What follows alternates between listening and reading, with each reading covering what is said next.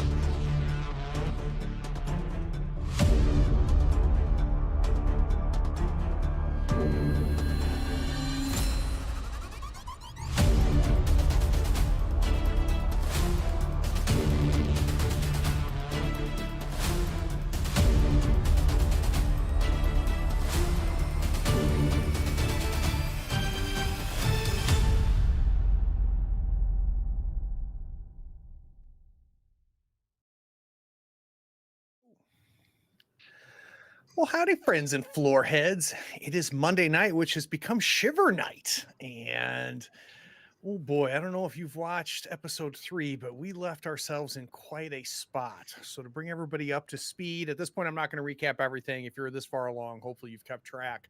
But our 4 juvenile delinquents, after encountering what can only be described as sludge zombies, leaving poor Bo on his own up there at the mainland, hopped in the dinghy boat, started the motor up, and headed to this island that they noticed when they were down at Lake Evermore. Drifting in, they realized that this island seems to be built off a tree. The tree and the root system over time has collected soil and debris and just created this huge island. They got on the island, started poking around, and noticed that there was a large canvas army tent at the base of the tree towards the center of this island.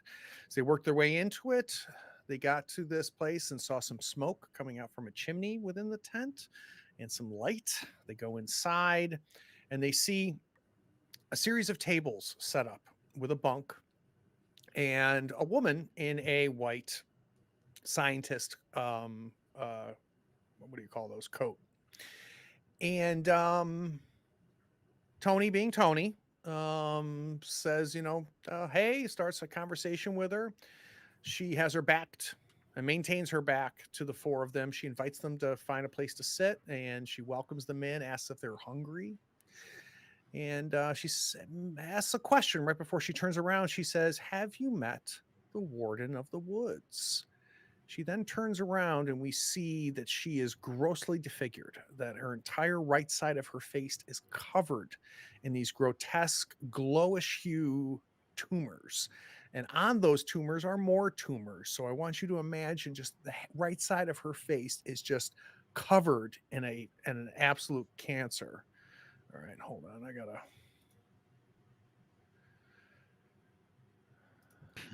There we go. Got rid of that person. So Tony, she turns around. She sees the 4 of you, but more importantly, the 4 of you see her.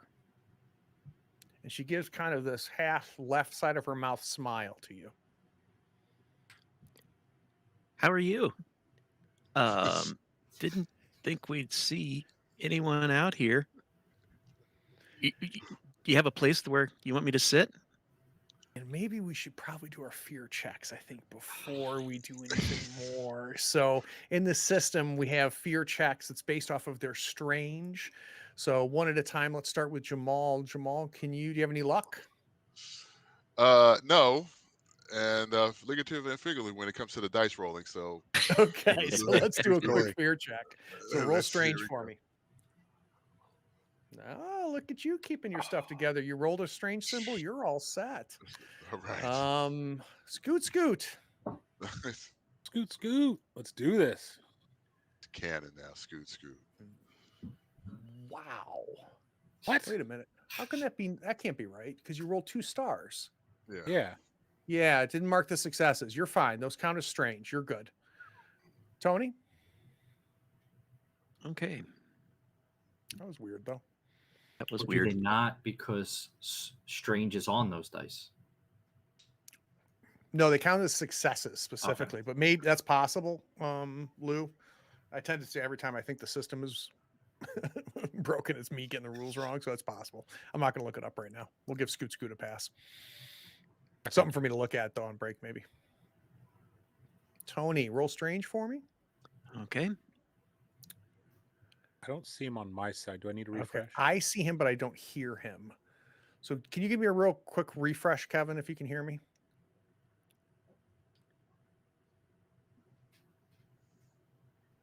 I can hear you. Just a second. We can't hear you. All right. So he missed. So we'll deal that when we get him back. And then let's go ahead. Okay. So everybody can hear Kevin. We can't hear Kevin, unfortunately. So Kevin, if you can hear us, just do a quick refresh on your browser for me. Jeffrey, can you give me a strange check?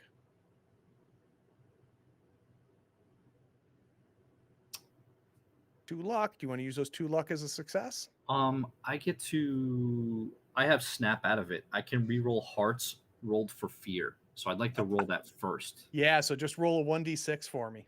Okay.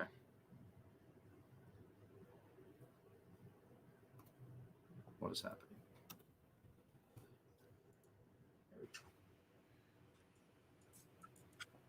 Okay. I'll keep the 1 luck and I'll use the 2 for the success. Perfect. So bank that luck. All right. Kevin, can you hear us? I can hear you. Can you hear me? We can hear you. All Kevin, righty. it looks like you failed your fear check. I did. So Mr. that's going to do Friendly. a few things for me. That's going to go ahead and Oh, add our last minute that everybody's dying for. It takes us to half past on the doom clock. That didn't take it wasn't- long. And it wasn't Jamal's fault. Thank you. It wasn't Jamal's fault. Was that a play on words everyone was dying for? Is that what- Yeah. So, Tony, we're going to rewind just a second because when she turns around, I don't know if we've got cool and collected, Tony. So that take you through from stable to afraid, right? Yeah. Okay.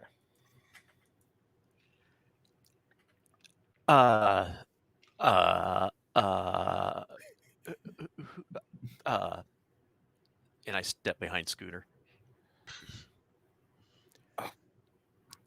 Dude, I'm sorry, ma'am. Hi. What are you doing out here? Oh, me? Oh, research. I've been out here doing research and I have figured out a lot. Do you mind sharing what you found? I would love to share. Please sit down. I can tell you everything. I As left you tired the as crew. Jamal is, as tired as Jamal is, I'm going to sit down because I am beat to hell. I am not sitting down because all she's going to share is that gunk on her face. That's all I Yeah. feel. At first, you were going to say hi to her, though. You're going to try to put that knack on. Yeah, no, yeah. What is Scooter and Tony going to do? I know Jamal is finding a spot to sit. What is just kinda- Tony going to do? Because I grab Tony. I see that he's freaking out. I just kind of bring him over to me. It's going to be okay, man. Just have a seat. Get okay. yourself together. Get it I together. think I'll sit right in front of them as kind of like, ooh, like I could see they're freaking out and tired. I'll kind of, is there 2 rows or something? They maybe sit in the Sure, back you can. and I'll sit- Yeah, it's a bunch of like old wood army folding chairs. So yeah, you can just grab one of those chairs, and if you want to physically kind of put yourself between Jamal, Tony, and her, you can. And Yeah. we've got Jeffrey in the back, so I think we're good. She responds to you, Scooter. She says, "I don't know where to start. Did you know the trees have ears? They told me you were coming." But they told me that you are bringing the city poison. What? And you were gonna bleed. You're gonna bleed the land. Is that true? Isn't Jamal from the city? Oh, Jeffrey. Oh, Jeffrey. Listen, I kind of look over at Tony, and it's like, I love nature. I thanked somebody who gave us some medicine. You thanked somebody? Don't It- trust the crows. Did she sing?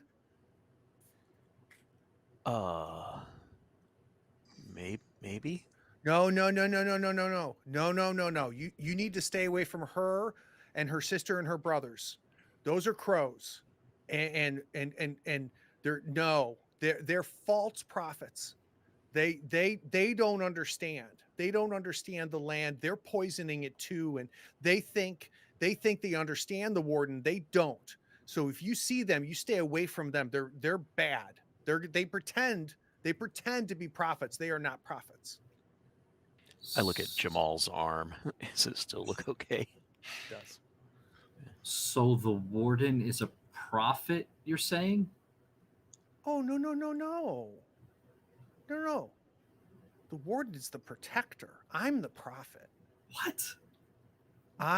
The warden recognizes me. That's why I'm here still. That's why I'm safe.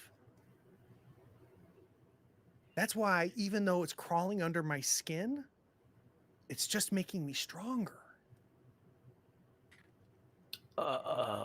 What's crawling under your skin? I have one hand on the pull cord of this chainsaw. The forest. Its essence. It's inside me, and it's reclaiming and purifying me.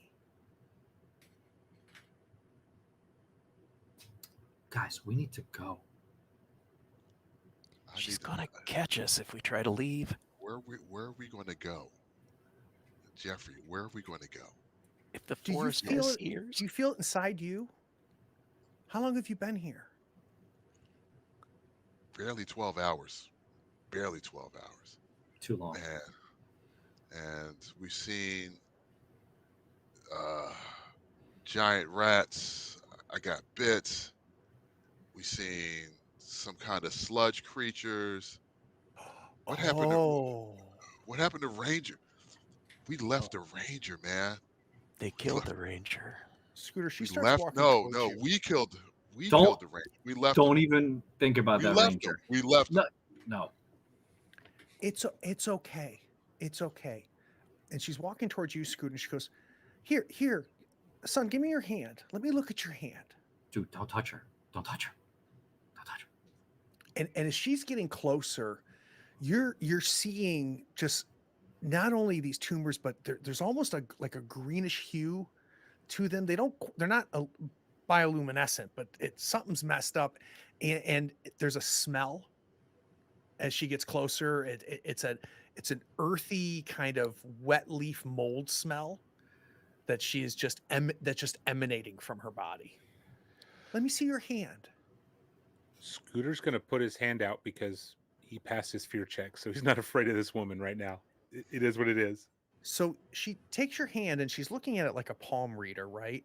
She's kind of looking it over, and she kind of like gently rubs her hand on the inside of your palm, and she turns it over and she goes, "Oh, it's starting." And she goes to your middle finger, and you realize that under your fingernails a little bit of black sludge from one of those zombies. And she picks it out from under your nail and she goes, "See? Oh, it's inside you.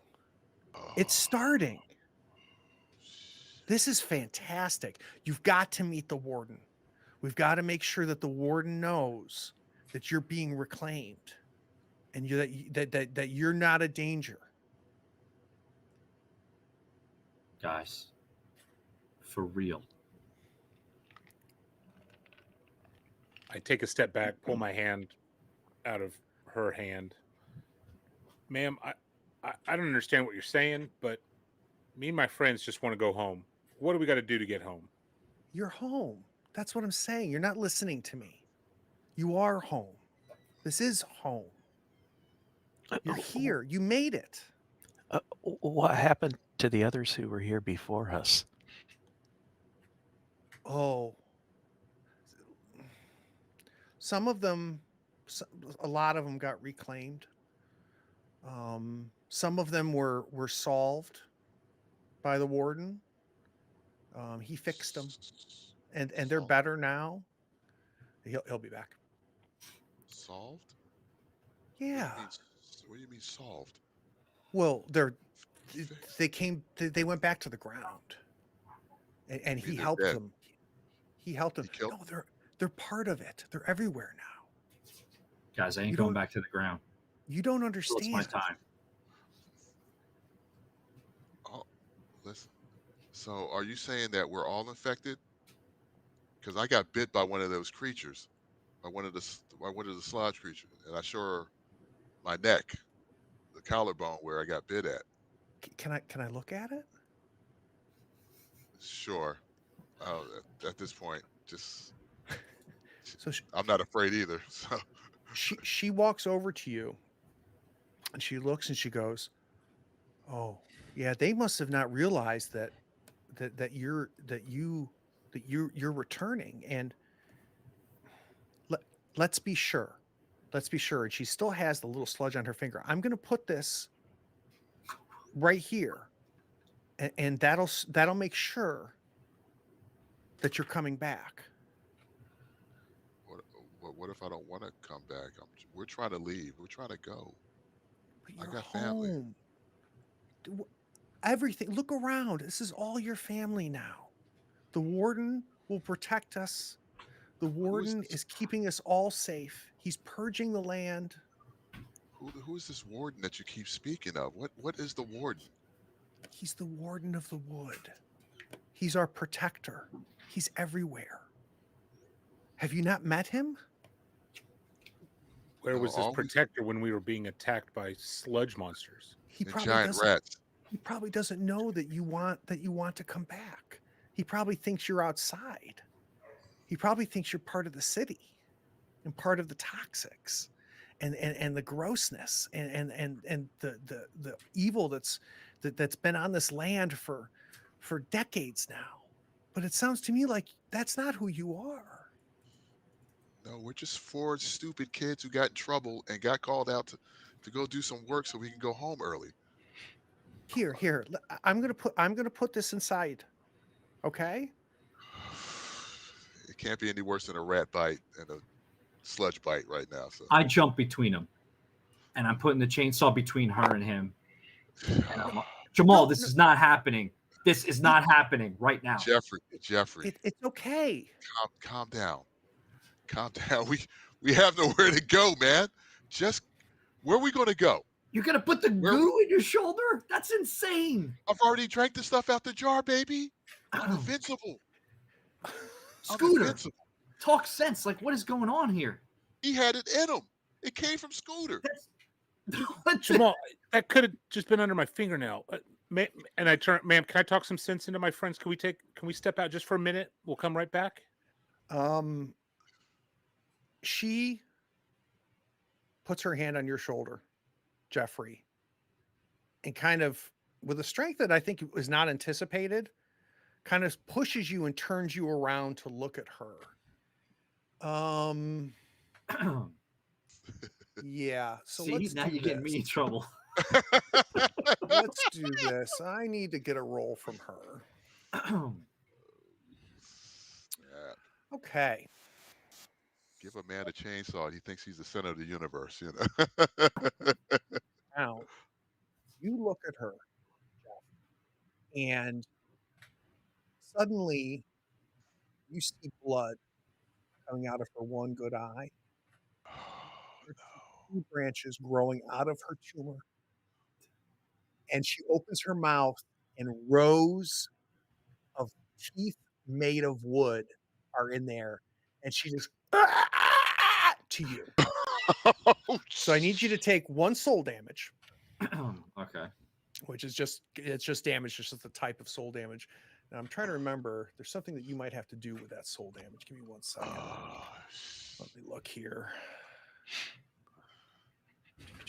types of damage. All right, soul. The type of damage does trigger the effect of armor, although typically low physical damage can cause other effects such as fear. It's going to lower enemies' challenge rating. All right, so go ahead and do a fear check for me. I'm going to use my luck point. Okay, that's going to give you an additional skill die.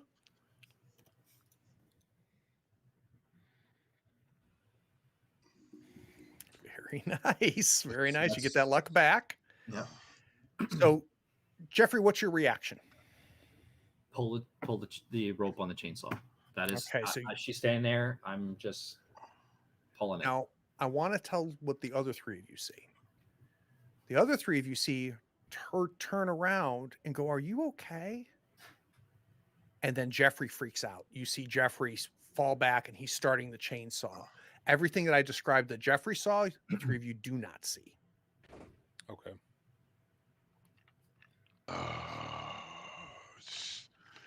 Jeffrey, what are you doing? Jeffrey, what are you doing? He may I'm not be saving ready. us all. I'm saving us all. Saving us all from what? Put that chainsaw down, man. They're not talking me out of this. There's no way. You're up in initiative, Jeff.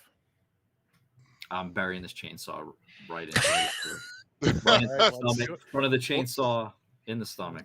What's so? You start that thing up. Yeah, and I'm just trying to work it into her body.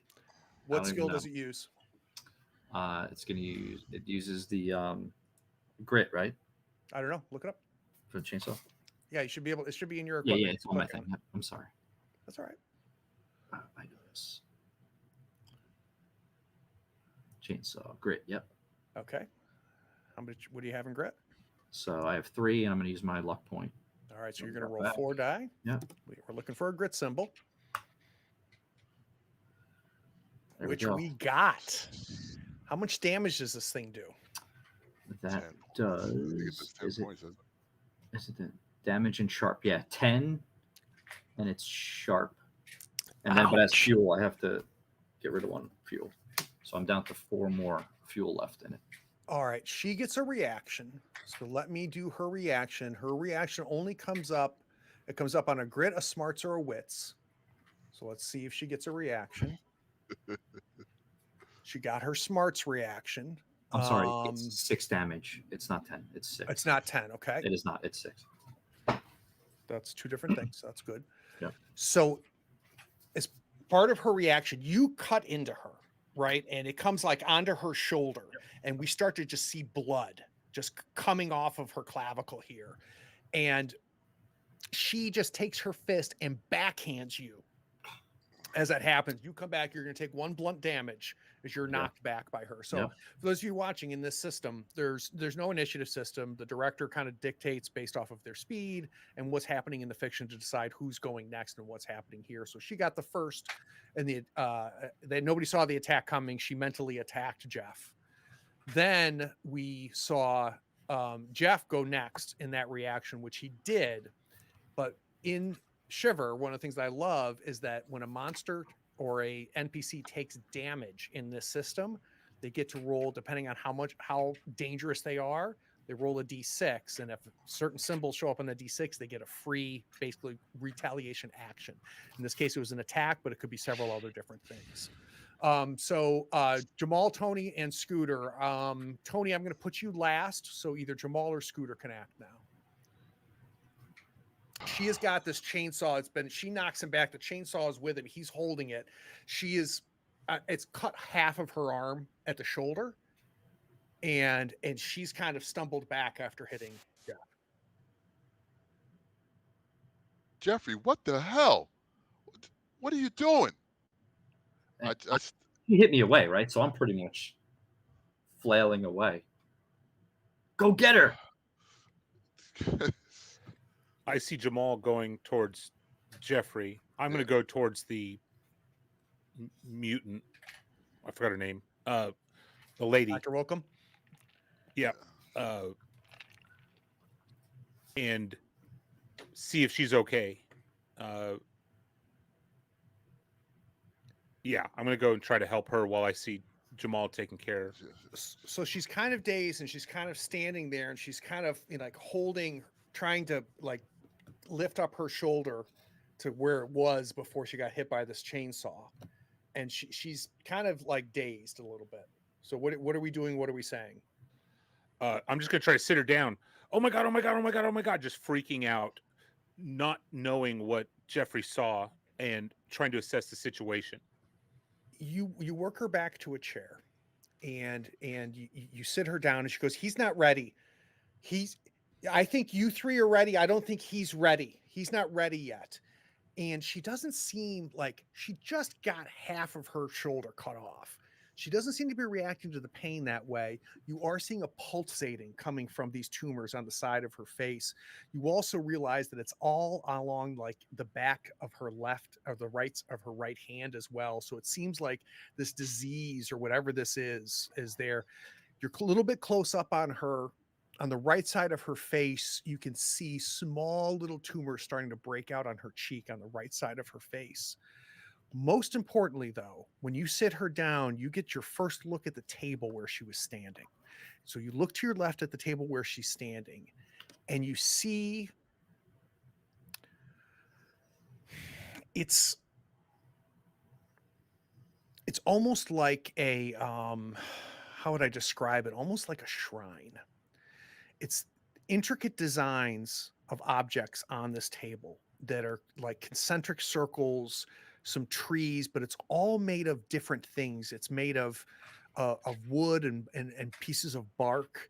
You see animal bones on there. Some of the animal bones have like vegetation, like sprouts growing out of the bones, and they're kind of shaped around. And she goes, "Give me. It's okay. It's okay. Just get me the feather. Hand me the feather." Jamal, what are you doing? You said you're going to go for Jeff? Yeah, I'm going over to Jeffrey, looking at him. Jeff, what? I hold the running chainsaw, not running, but between me and him. Jamal, Ho. this isn't meant Yo, for you. This is not meant for you. Yeah, but you just calm down. She's a monster. Scooter, all don't touch her. Listen, just calm down. We trying to get I am information. calm. No, you're not. You just almost cut a lady in half, man. It's You're not a talking about lady. you calm. Look, like the teeth and What teeth? And you look Jamal, back she at was her, over the Jeff, top. and she's even more grotesque, right? She's just becoming more Scooter, demonic. watch out. Tony, what are you doing? Tony doesn't have, he has no clue what's going on, and I'm afraid, so I kind of stand up and start backing up. I have Trying a to thing. I have back an toward ability the for door. Tony. Okay. Okay. As I'm doing that, and I'm yelling at everyone, I have snap out of it. I can try to get his fear to reduced by 1. Okay. Can you read the roll? Yep. So snap out of it once per quarter day. I can roll a CR1 social check, heart check, to lower an ally's fear status by 1. Very Awesome. nice. So I would like to do that. Let's do a heart check. I'm like, Tony, dude, I need you right now, Tony. And I don't have my luck anymore, unfortunately.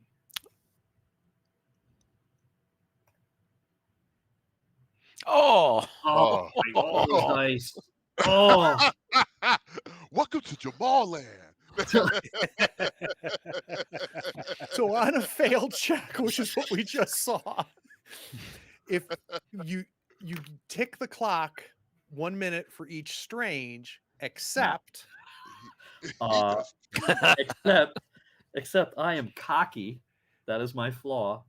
And when I tick the doom clock, I add 1 minute for each strange rolled. That would be 8. 2 minutes. 8. My God. Total. oh, Oh, all right. Jamal, you're off the hook. Two, oh my God. 3, 4, 5. What did I say to Tony to make this go sideways? 7. Wait. Craig, hold on. I'm sorry. I'm gonna use my skill, Deuce Machina. Oh, And read it off. Oh, sorry. Hold on. Let me go to it. I think it only applies to your rolls.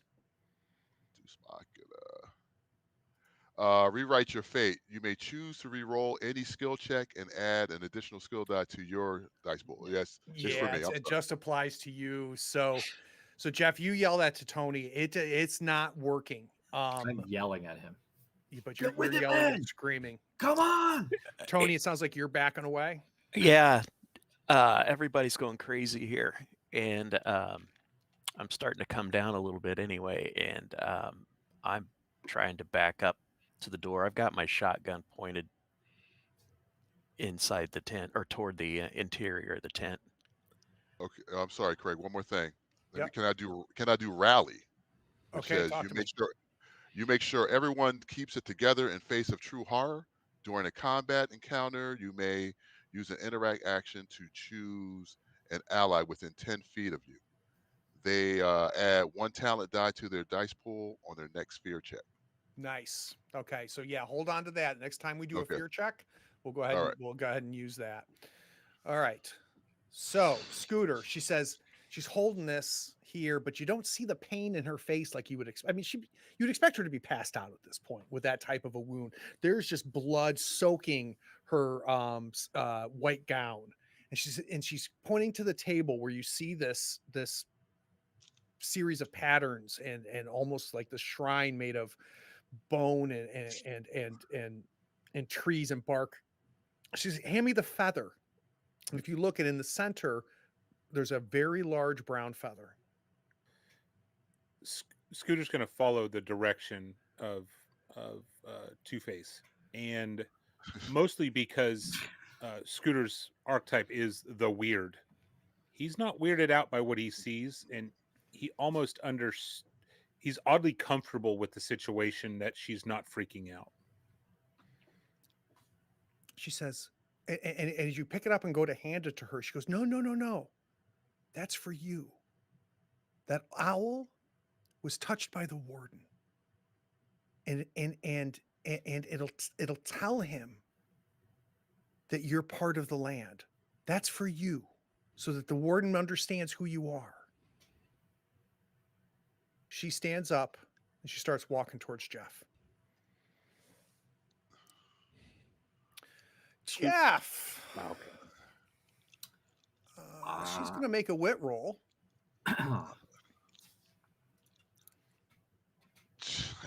She does not get a wit, but here's what happens. And all of you see this. She goes, you're not ready. And she goes, like this. And this green acid comes out of her mouth. And it doesn't hit you. And I'm not sure why, Jeff. It doesn't hit me because I was lunging towards Tony to slap him. It was just happenstance. Tony, I need you now. Scooter's gone. Jamal's a wreck. And I go to, and it just happens to hit past me. So it does. It goes right past your head and it goes right into the tent. And as soon as it hits that tent, you hear the tss, and you can see it starting to eat away at the tent. And I look at Jamal. And I'm like, dude, we need to do something about this now. So that's a move and an interact for you, Jeff. You have an attack if you want one. Yeah, I'm definitely, the chainsaw's still on. I'm going to hit the trigger. Hits the trigger and swings back. I'm going right for the neck, just Dr. for Wilkham's head. For fun. That's it. Great. Chainsaw. I do not have a luck. Man, I was so lucky with all those lucks in the beginning.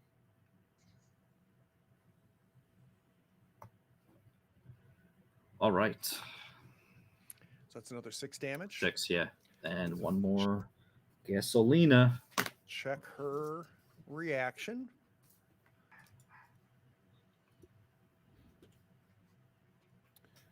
Okay, again, it's almost happening simultaneous, right? You're coming for her neck.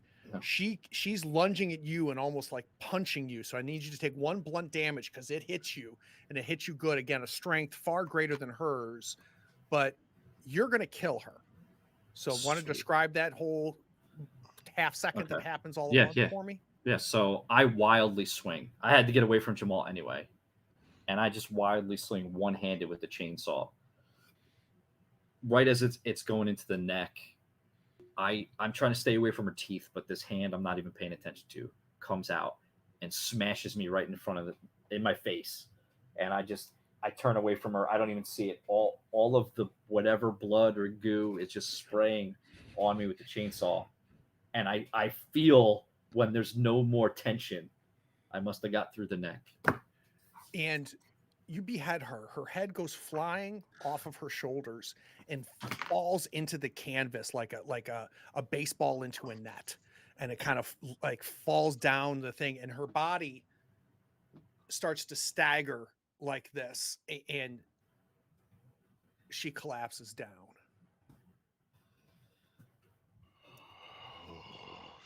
I am now weakened by that, so I have minuses. Yeah, I think you're minus. What is it? -1 on every One roll, to right? each of my skills. Yeah. Yep. Okay. So let's do a couple things here real quick. Let me. Why is my mouse being a jerk? There it is. Okay. I've got to give you a owl feather. So let's find Scooter. Give you the feather. Oh God, please don't crash, system. All right, I'm gonna have to do it later. My mouse is not reacting. I can add it to mine right now if you want to leave Hey, yours. can you do it? Okay, great. Yeah. All right, it's back. I don't know what that was, but if you're gonna add it, great. Yeah. Her body is there. It's on the ground. And she's just bleeding out. Jeffrey, what the hell? What Why the did hell, you me? You started the whole mess. Guys, look at this hole in the tent from her spit. I can't explain that, but you went swinging at her first, started Dude. this whole mess. Put the feather down. Don't keep anything from whatever that was on the ground. Jeffrey, answer me this.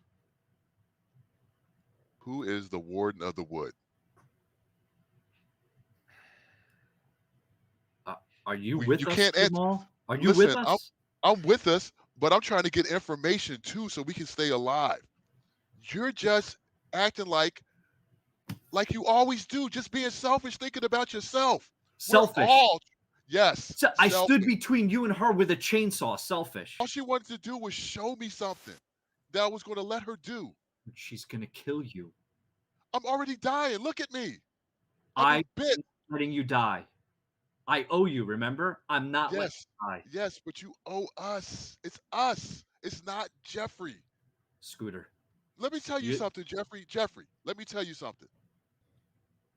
You know why I have very little commissary during the week, during the month? Because I'm protecting you. Because everyone wants to beat you and make you their punk. Shh. You don't think I know that? You don't think I know that? Listen, I'm doing that for you, for Scooter, for Tony. All we trying to do is get some information right now. We don't know what the hell's going on, and you swinging a chainsaw like you're the mad Texas Chainsaw Killer. There's no talking to this weird, creepy stuff. This she isn't was a thing. talking Why are to we us. talking? She was talking to us. She was going to stick goo in your shoulder and make you one with the earth. That's insane. She was going to check. It's all Tony this fires. is insane. Tony fires his shotgun up through the roof. Oh. Will you shut up? Tony, okay. I turned the chainsaw off. Scooter picks up the feather off the ground, puts it in his back pocket. Tony, okay. Oh, hey, everybody, okay. We Tony, have no chance if you guys are going to attack each other. Will you stop it? I don't know what you saw, but there's a hole in the side of the tent. We got to stick together. And I can't believe I'm the one telling you guys this. He does have a point, guys. I don't believe it's him. I don't believe he's the one telling us either. I need something to drink. Jeffrey, listen, I'm sorry. I'm tired. I'm tired. I'm beat up. everything is going on, and I just want to see my sister. I just want to see my mom. I just want to see my dad. I put my hand on your shoulder and I'm like, I Jamal, I need a nap. I know about the commissary thing, and I appreciate you not bringing it up in front of everybody on the inside. I said, I get it, man. I know. I'm a dick. I know. You're not a dick. You just think about yourself way too much, man. I'm trying. I don't It's, want to it's stay on this island anymore. Guys, I we don't want plan. to stay here. we can't go. We can't go on. They still got the zombies on the other side. But We there gotta was figure somebody something there out. who took care of you. I don't know what it was. I don't know who it was. And we'll But never evidently, find. Dr. Tumorface, Scooter, she didn't I like don't. him. So Headless Homan maybe- down laying on the ground. What the hell do we do maybe- now? Where are we going to get maybe- answers? Scooter, I don't understand what's going on with you or what this light is or what you feel. But I think I understand what Tony's saying. Like, I think we're gonna lean on you right now, man. I got no answers. My only answer is this chainsaw, and it keeps getting us into more trouble. Well, we need to figure out a plan. Let's figure out what the hell's in this tent. This lady was working on something, and I turn around and I look at this shrine. What the hell is all this? I'm going to start approaching where I got this feather. I start looking for food because I think I'm hangry as well. So let's talk about a few things that happen here. So Scooter, I want you to give me a smarts check as you're kind of looking at this intricate design that she has put on this table. Oh no! Oh, there's another tick on the clock. Appreciate that. Not as bad as 8 earlier, but that's okay. I haven't even had a chance to introduce the half past. I can't believe I broke Jamal's record in one roll. Like, that Right. was nuts. insane. All right, hold on a second. I don't know what's going on here. Let me just refresh the screen. And all I wanted to do was yell at Tony. I don't even get it. Tony's being a calm dude. He's just hanging out. Must be coming down from his. All From his right. house. So, Scooter, you're trying to look over this thing and you're trying to make sense of it, and nothing's coming together. Now, what you do realize, though, is that there's a pretty complete squirrel carcass on the far left part of that table. And the one thing you notice on that squirrel carcass is its ear has a tag in it. Jamal, as you start kind of going around, you're flipping open her trunks and things that she has, and she's got some of these hard military like cases, right, that holds like equipment and stuff like that, and it's all marked Army. You start flipping it open, start going through it. You're going to find some Army rations on there, so that takes care of food and more than enough to feed the 4 of you for a couple days. More importantly, though, you find a stack of research notebooks. Hey, I found some MREs or some rations or something, so we can eat. But I think I found her note stash here. Yeah, I'm really tired. I go find a chair and just grab one of the book on the top, and start flipping through it. I'd like to investigate the shrine and see if there's something that I might recognize. Yeah, why don't you give me a smarts check as well, then, Tony? Okay.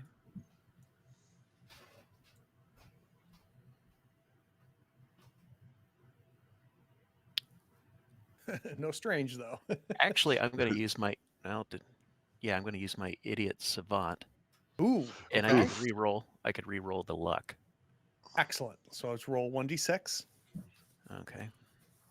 Is that once per doom quarter? No, it doesn't have a time Nice. limit on it. So where would I do the 1d6? Right at the very bottom, you should see the roller. And there should be a square. Yep. The shape of a d6. Just hit that. It'll fill in the code and hit roll. Ah, there we go. Oh no. There's my strange.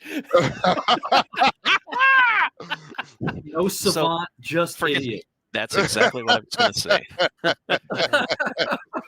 All right. Yeah. The clock up Yes. again. So It's all you're funny games until it's your turn. Yeah. Tony, you're trying to look this thing over. Now, this is the second person that's kind of looked it over, so I'm going to give you a little bit here. You look at the patterns and you realize that there's kind of a tree type pattern, and then you see like circles drawn around that tree, and then you can see some like dark soil, and you realize this might be a map, right? This could be the island here with the tree, and where all that black soil is, that could be the camp.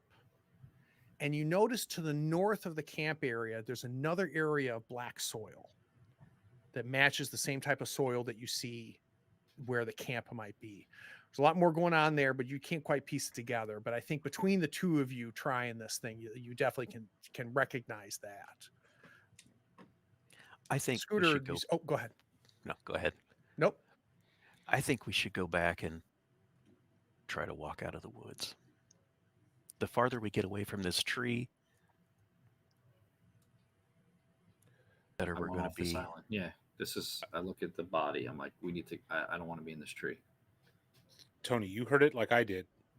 That singing, I felt like someone was calling for us, and then we magically get something that helps Jamal. That's why That's I think the I want to only go. good that we have. Yeah, but I want to go back because I think they live there. I think I tend to agree. it's all I have. I mean, we have a roof over our head now.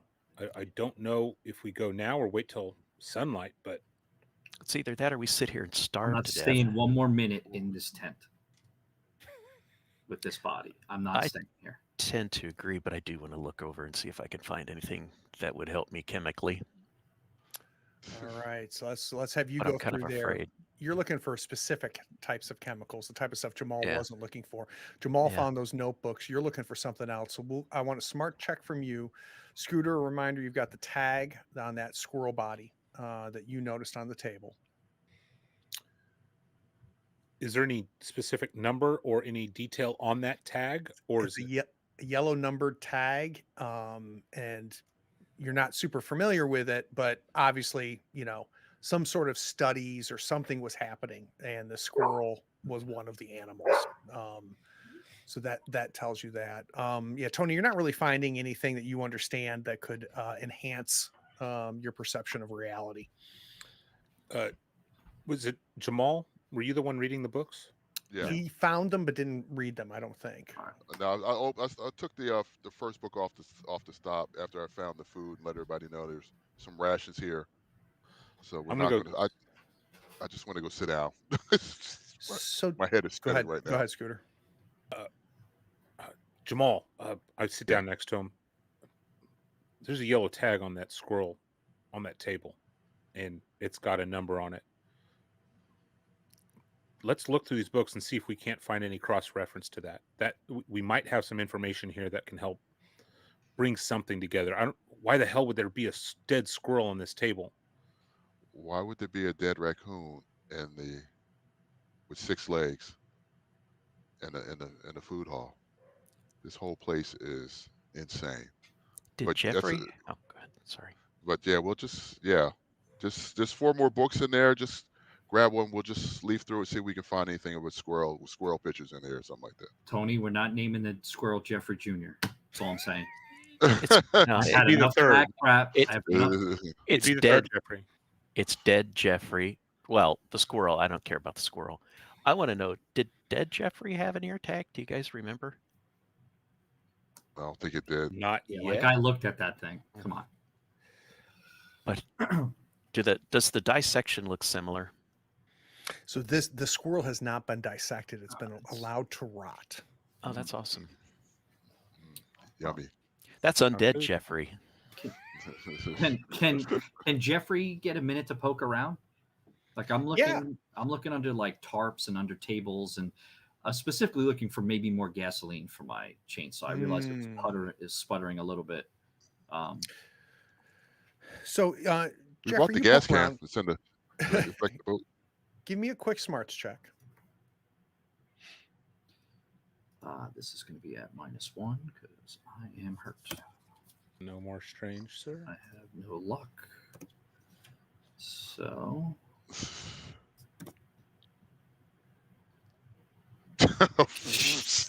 Yeah.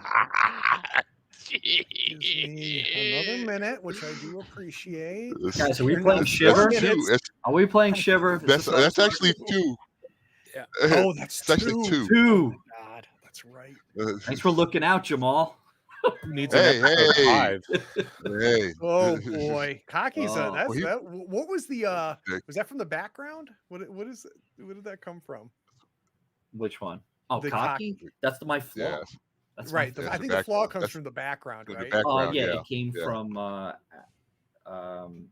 It's a socialite I forgot- background. socialite No, you picked a athlete. background. I I was think that was athlete. Yeah. from Oh, an yeah. athlete, right? And you get bonuses to your athleticism, right? Yes. That's right. Okay. Yeah. Woo-hoo-hoo. It's a good one. So you're poking around, Jeffrey. You're not really finding anything. It's definitely not gasoline. But I want to talk about what Jamal and Scooter is. You guys are kind of sitting in these wooden chairs and you're flipping through these pages.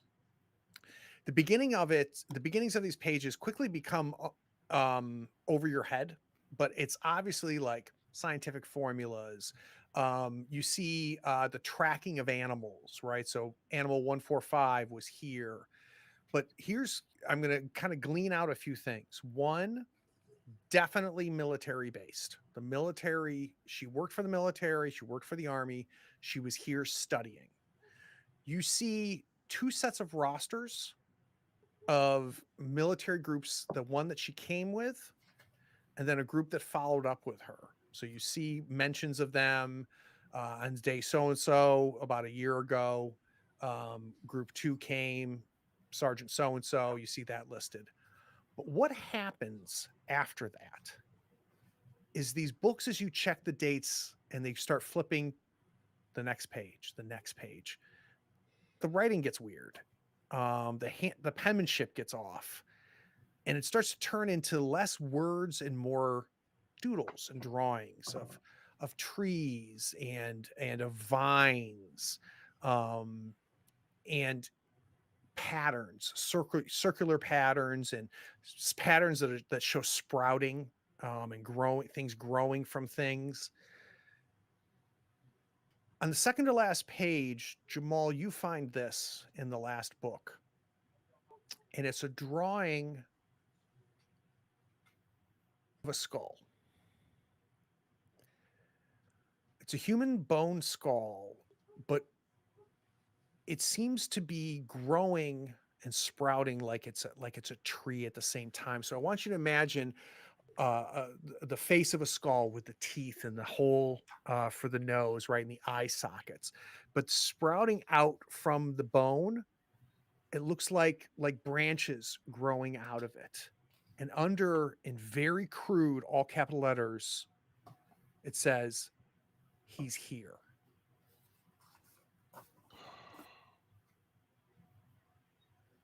I show Scooter. Scooter, look at this. Look at this. What the hell? Jamal, what are we dealing with? This is insane, right?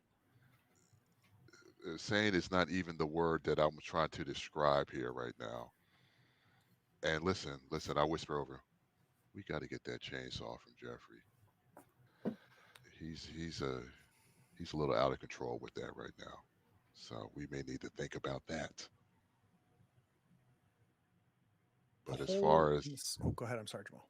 But as far as this being insane, yeah.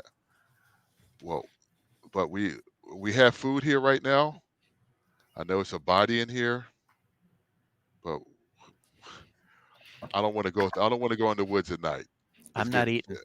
It's contaminated. I know it's contaminated. This whole place is contaminated.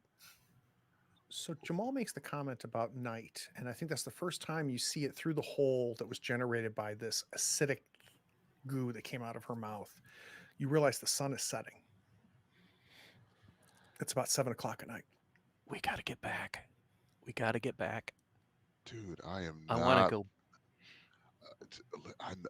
I want to go back to, but if it's scary in the daytime, what's it going to be at night, man?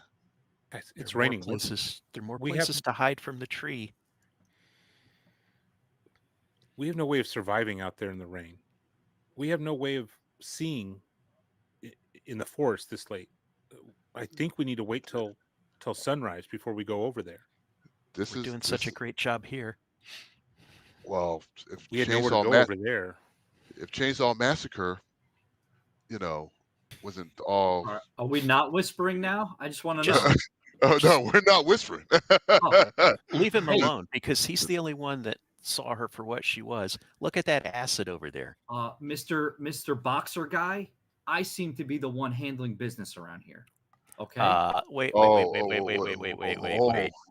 Mr. want to go a couple rounds, we can go. Anyone can point and pull a trigger. Like that.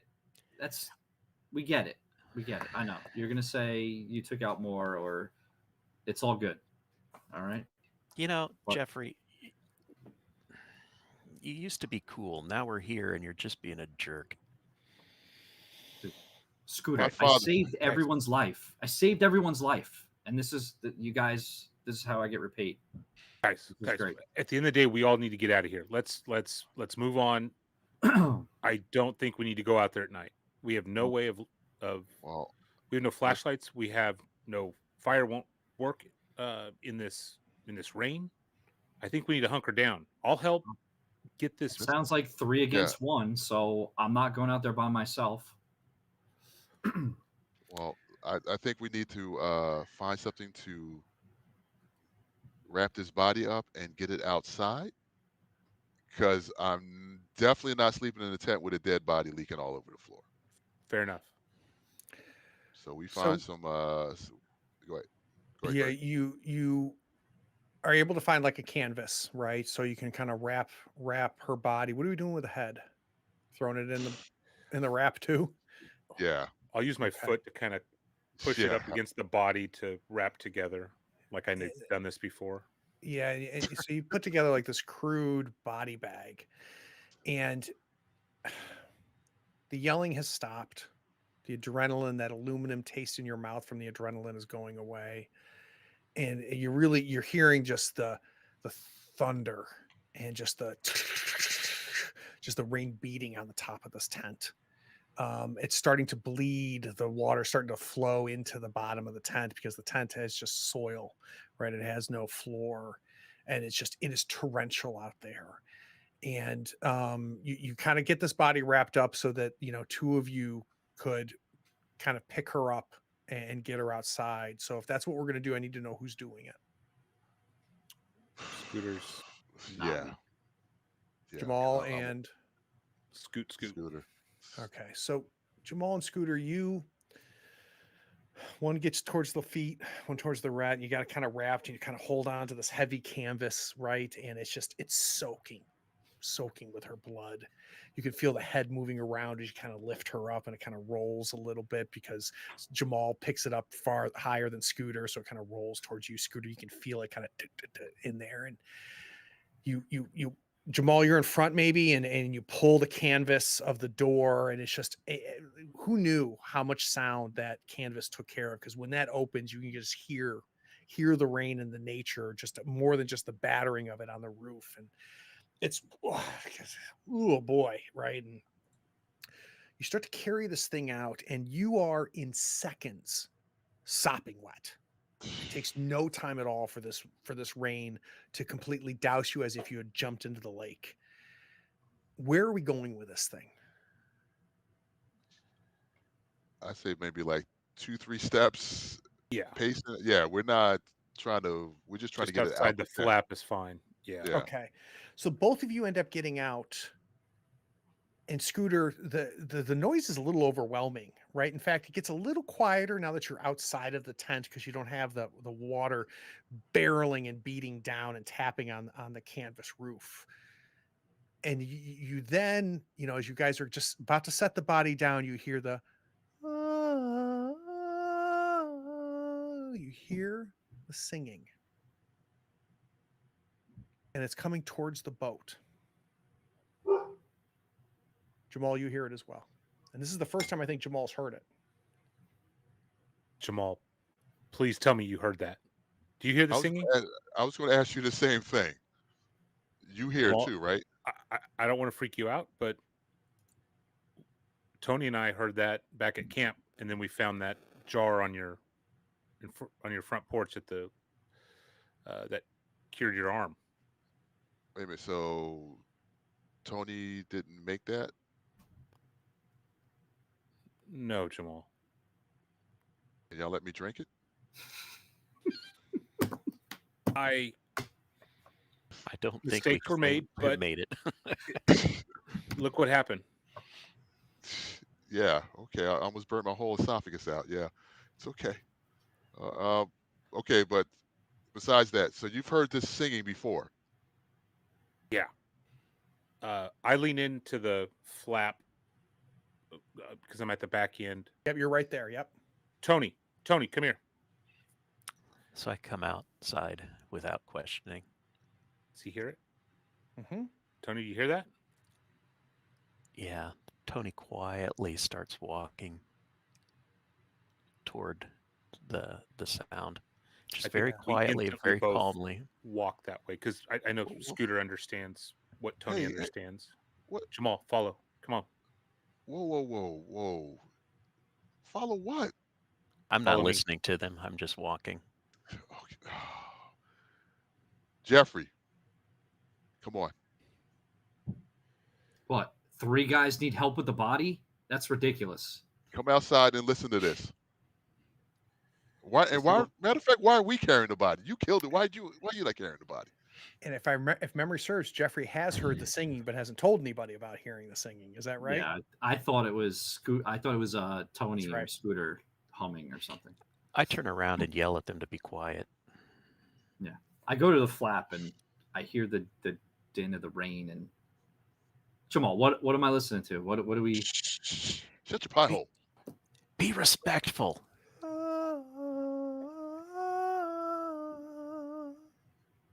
You hear that, right? Yeah. And so I keep walking. Is it? You said it's down toward the boat. Yeah, I got it. Come on. Tony's walking towards it. We got to go. Come on, Tony. And we're doing this. Why? Just come on. I grab him by his collar. Come on. I'm tired of you. Come on. It's like pouring rain. Listen, you're not going to melt, Snowflake. Let's go. Come on. Acting like a sugar cube out here. Let's go. Again, I'm not going to sit by myself. So the 4 of you start heading towards the singing. Tony's made it very clear that we're going to walk slow, and we are going to try to be as non-threatening as possible. Is the feeling I'm getting? Does that sound right, Tony? Yeah. Do the other 3 of you follow suit and slow down and just kind of slowly march towards this? I keep up with Tony. He seems to be in his own world right now. And yeah. Scooter side by side with Tony. Yeah. I'm last in the rain, dragging the chainsaw, hunched shoulders. Like, what the hell are we doing? I'm not even looking up. I'm just looking at my feet. So the thunder's rumbling. The rain is pouring. You are soaking wet. Your feet are being drawn into the ground like by 2 inches because the ground has gotten soft. The only thing that's preventing you from even going further is the root system that apparently is under this island. You can hear the water hitting the lake. The brush and the bushes and the growth starts to clear out, just like you saw when you came in, right? It got more dense as you came in. It's now getting less dense as you're headed back towards the edges of this island. You can see your boat.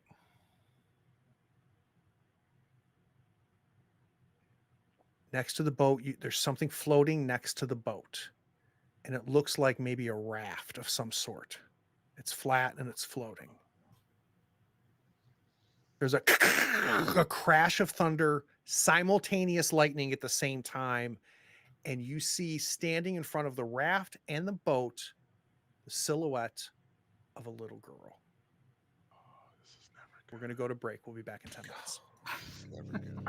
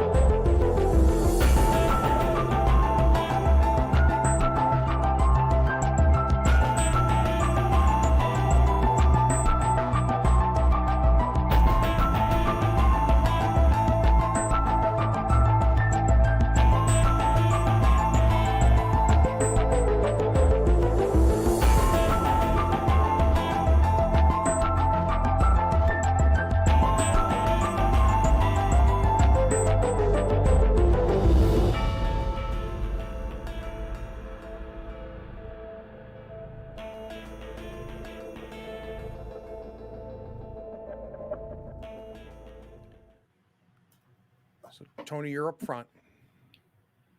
The huge lightning crash, the kind of lightning crash where I don't know if it's ever happened to you. You've been around or outside and you can feel the lightning, right? You feel the impact of the lightning. That happened to the point where just out of instinct, each one of you kind of ducks from the sound. It sounded so close.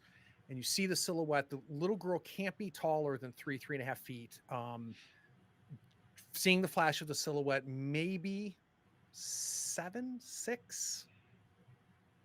And after your ears stop ringing from that thunder and lightning crack, you can hear her singing. And then when you're close enough where you know she could see you, it stops. Was this before the singing kind of felt like it was in my head? Still the same. Yeah. You helped me before, didn't you? What startles you, Tony, is the response, because it doesn't come from her. It comes from somebody you didn't see.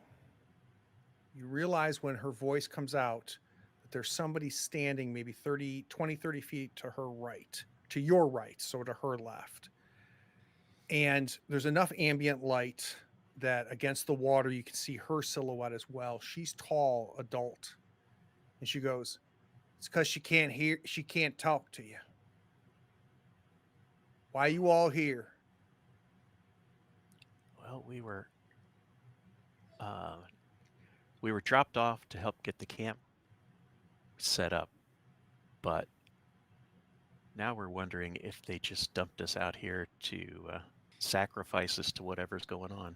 Don't tell me your lies. I swear I'm not lying. You're coming here to mess with the crows, and I can tell. I just found out what a crow was 5 minutes ago. I ain't believing your lies. I take my shotgun and I hand it to Scooter. And I'm just... I promise. All you city folk come out here and you start poking around. You start messing with the house. And you want in on what we're doing here, I can tell. And you're going to piss off that warden, and he's going to cause all kinds of trouble. I don't know what's going on here, but I guarantee you, I am not going to mess with you. Listen, maybe the most... Oh, go ahead. My granny, she taught me all about nature and how to respect nature. That's why I went, whoever gave us the jar with the medicine in it, that's why I came back out and thanked them. All right, so I need maybe the most important heart check of the game so far from you. Okay, I'm going to spend luck on that. Tony.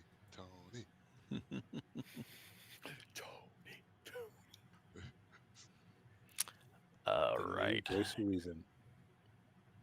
Here goes nothing. Oh, for crying out loud. No. Two luck is a success. Okay. Yeah. So you say that to her.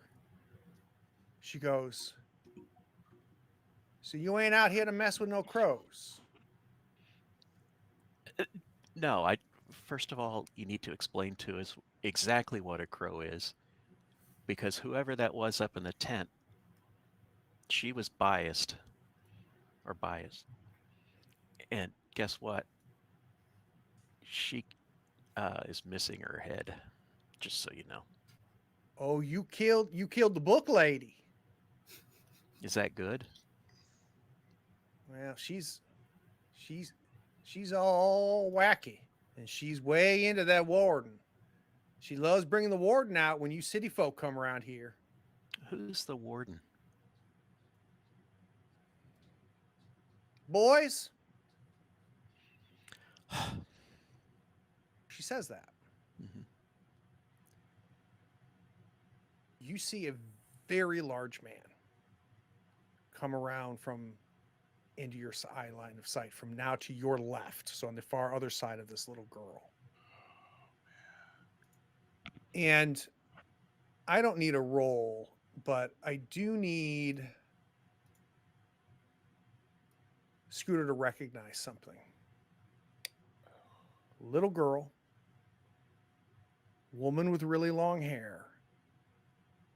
Now you've seen a third gentleman, referred to as one of the boys apparently, who's at least a head, if not a head and a half taller than everybody on this island. And all you think about immediately are those little dolls that you found in that girl's cabin. It's matching up perfectly.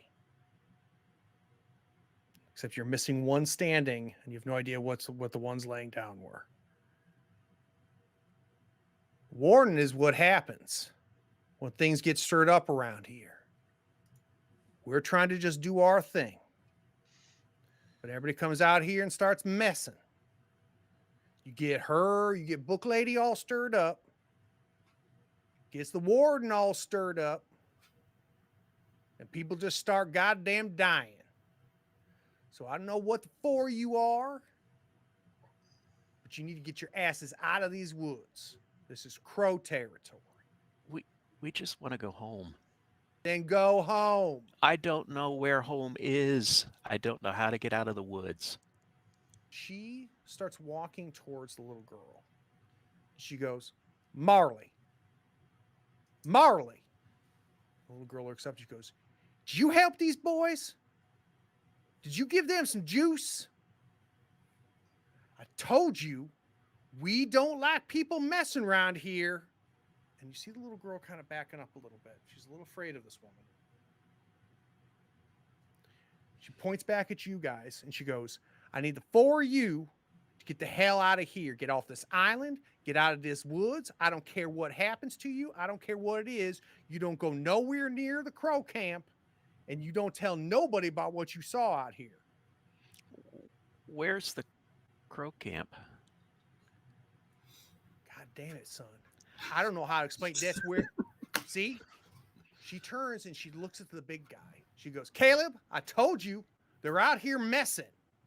And this person starts walking and there's a flash of lightning. And what you see is a monster of a human being. This guy is huge. He's in overalls, might be 7 foot tall, ripped, just shoulders as wide as a pickup truck. He's got this wild beard and this wild unkept hair. And he's just starting to slowly walk, not necessarily towards you, but towards between you and the little girl and the women. Oh, wait. I don't need to know where the crow camp is, but can we spend the night across the lake? We can't walk through the woods at night. We were already attacked by some sort of zombie sludge monster. Please, look at us. You think we're going to be able to survive out in the woods by ourselves? We just want to go home. So you're telling me that you're going to go back to that camp, that kitty camp. You guys going to hold up and leave in the morning? Right, guys? Right? Yeah. Yeah. Yes. Yeah. Listen, I don't say nothing. I just, because I'm definitely a city slicker. So She puts her hand up, and the man she referred to as Caleb stops, this giant human being. She turns to the little girl. She goes, Marley, we'll deal with you back at the camp. Caleb, give him some space. You can back off, Gideon. Jeffrey, right next to you. Right next to you. You see movement and you turn, and there has been somebody standing right there within inches of you.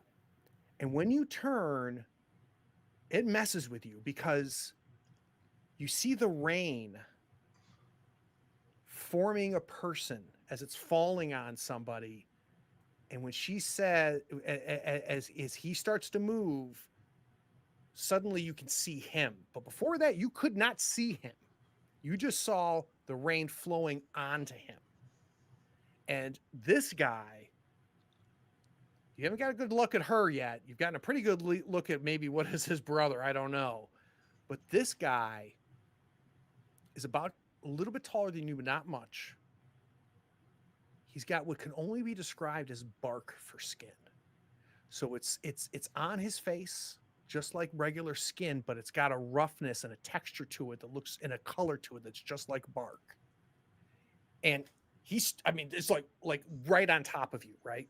And you pull back and he's standing there.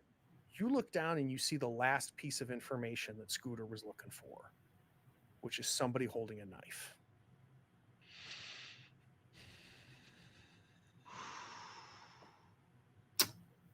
It's all right, Gideon. Jeffrey, don't move. Jeffrey, don't move. Jeffrey, don't do a thing. We're going to get into the boat and try to get across the lake, okay? Hold on. Tony, we got to get our supplies before we get back in the boat. They're That's not just- gonna. We just want to go get our stuff and then go back to the boat, and then everything's cool. That's all.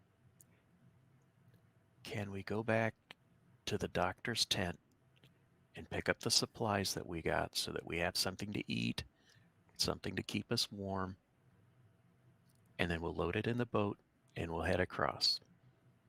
And we'll go straight to the cabin. We will go straight to the cabins. But where else? You can see us. You've been tracking us. You know we can't see you. Who's holding the shotgun? Scooter is. And real quick, please remind me, the 4 people dolls that we saw, was there 1 or 2 laying on the ground in front of them? There was 2. She goes, "Oh, you can grab whatever you want. That and that stays here." She points to the shotgun in Scooter's hand, and she points to the chainsaw in Jeffrey's hand.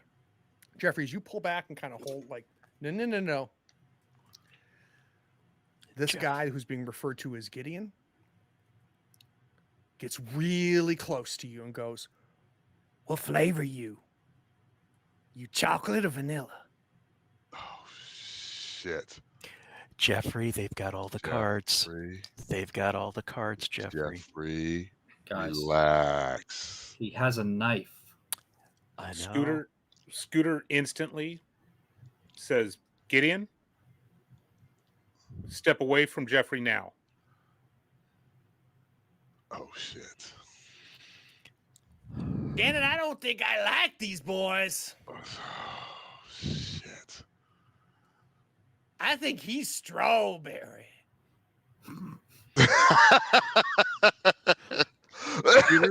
Scooter starts bleeding from the ears and kind Oh, of God. eyes roll back shit. a minute. And we're going to attempt madness. Can you tell us what madness is? So madness states you show a vision of the true horrors of the universe. You may use this as an attack action on a target enemy. They must pass opposed skill check, strange versus their smarts. If they fail, we roll a die, and based on the die result is what happens. Okay. So this is against, are we doing this on Gideon? The bark Yeah. face next to Jeff? Yep. So it'll be This is strange against his versus their smarts? smarts. Okay. Oh, you're rolling first. Okay. Get 2 successes. It didn't count the other 2 from the It's not counting talent the die. die, is it? The talent die had 2 on it too. Yeah, so you got 4 successes. Yeah, I don't know why it's not doing that. That's weird. All right, that's 4 successes. But again, it's tied to that strange thing. So I'm wondering if you're right, Lou, whether you can't use the talent die for strange. But that doesn't make any sense because weird can get a talent die in strange. So that can't be right. So it's got to be. All right, so you got 4 successes. You're going to win this because he's got 2 smarts. You only got 1 smart. Okay, so you have succeeded. So now what happens? You roll a d6. Roll a d6. Would that be a Smart. critical since it's more than 2 of his Ooh, critical. 2 over?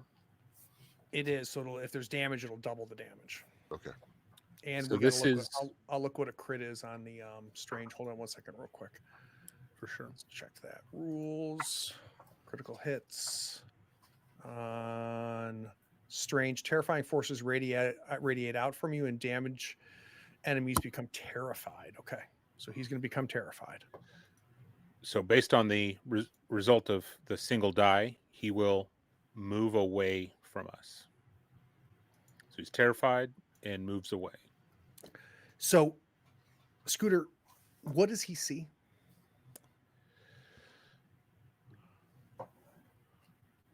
He sees what goes on in Scooter's head of what he's going to do to him in an imaginary world Okay. of ripping him from limb to limb,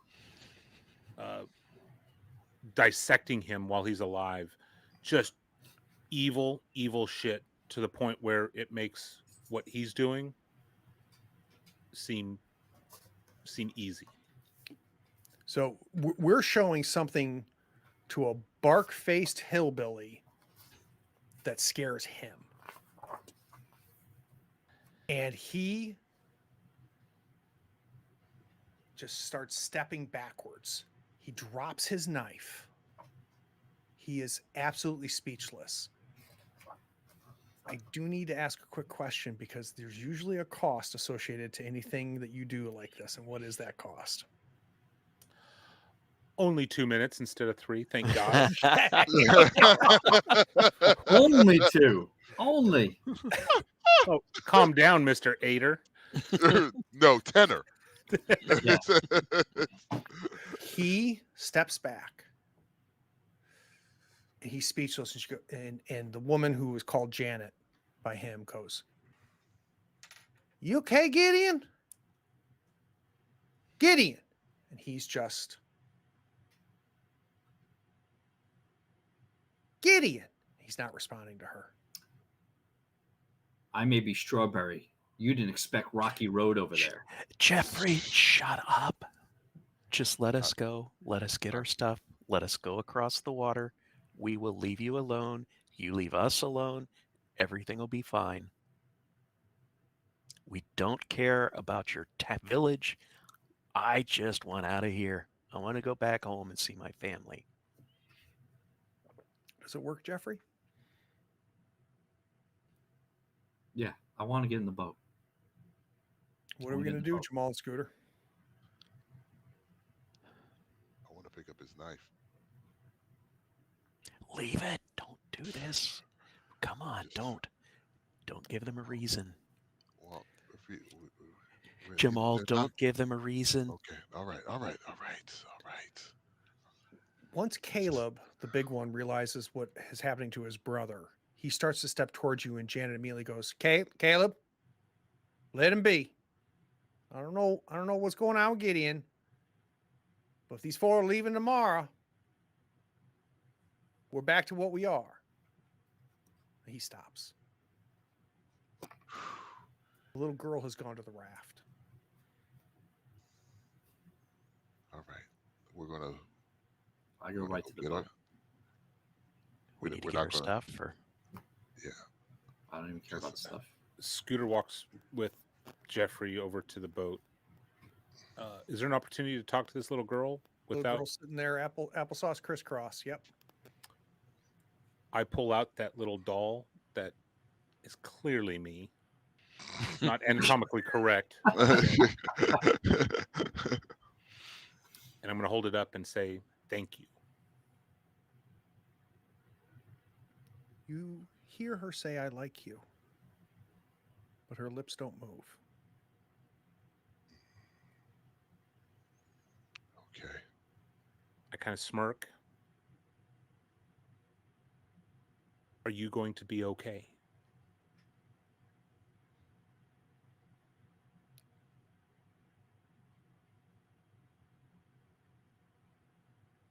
She, like, you can see her facial expression. She kind of looks up to the left a little bit. And again, you hear her. She goes, "Jenny's okay."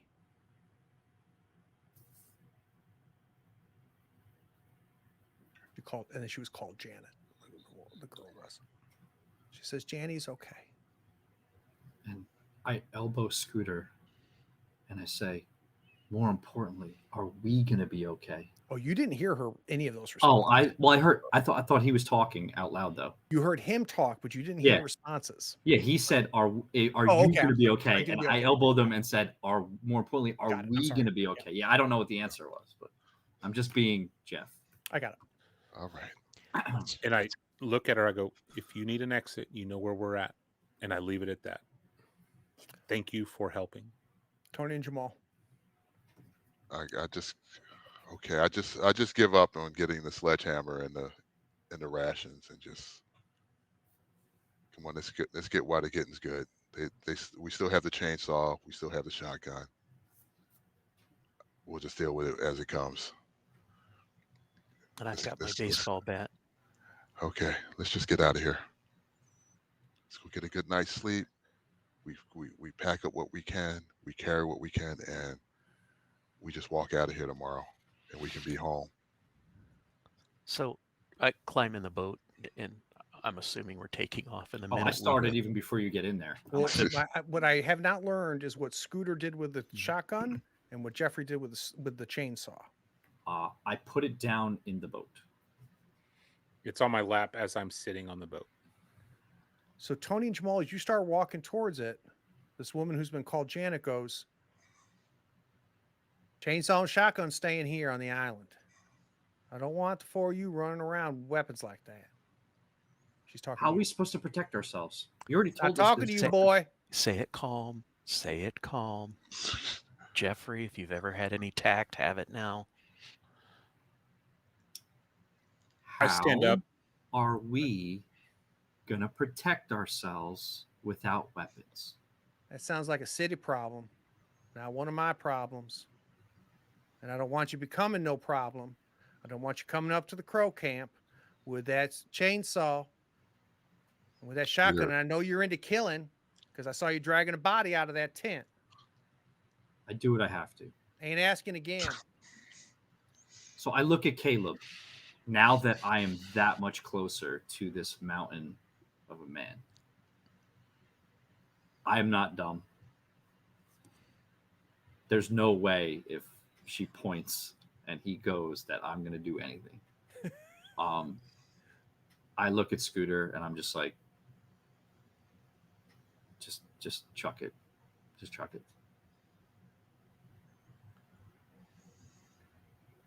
I'm going to pull the shells out of the shotgun, throw the shells on the ground. Miss Janet, will you allow me to have an empty shotgun so at least I can swing at something? You know what's out there, Miss Janet. With all due respect, we just want to get out of your area. She turns to you, Tony, and she goes, I'm running out of patience, boy. She says, Scooter, just chuck it. If we go back on the island or back on the land, we're going to be attacked by those zombies again, and you're not controlling them. That's the warden, right? You think that this is a talking. This is a telling. Scooter. We're done talking. I don't know what's going on with Gideon. Caleb looks right, though. It's either we die here or we die over there. I grabbed the chainsaw off Scooter's lap, and I shotgun. drop it in the lake. I just right over the side. I just drop it in the lake. I'm like, Scooter, please. All right. You know I love my chainsaw. Four of you getting in the boat? Yeah, I'm getting in the boat. Okay, so delete for me. I need a sledgehammer removed, I need a chainsaw removed, and I need a shotgun deleted from whoever has them. We start up the boat, or it starts up.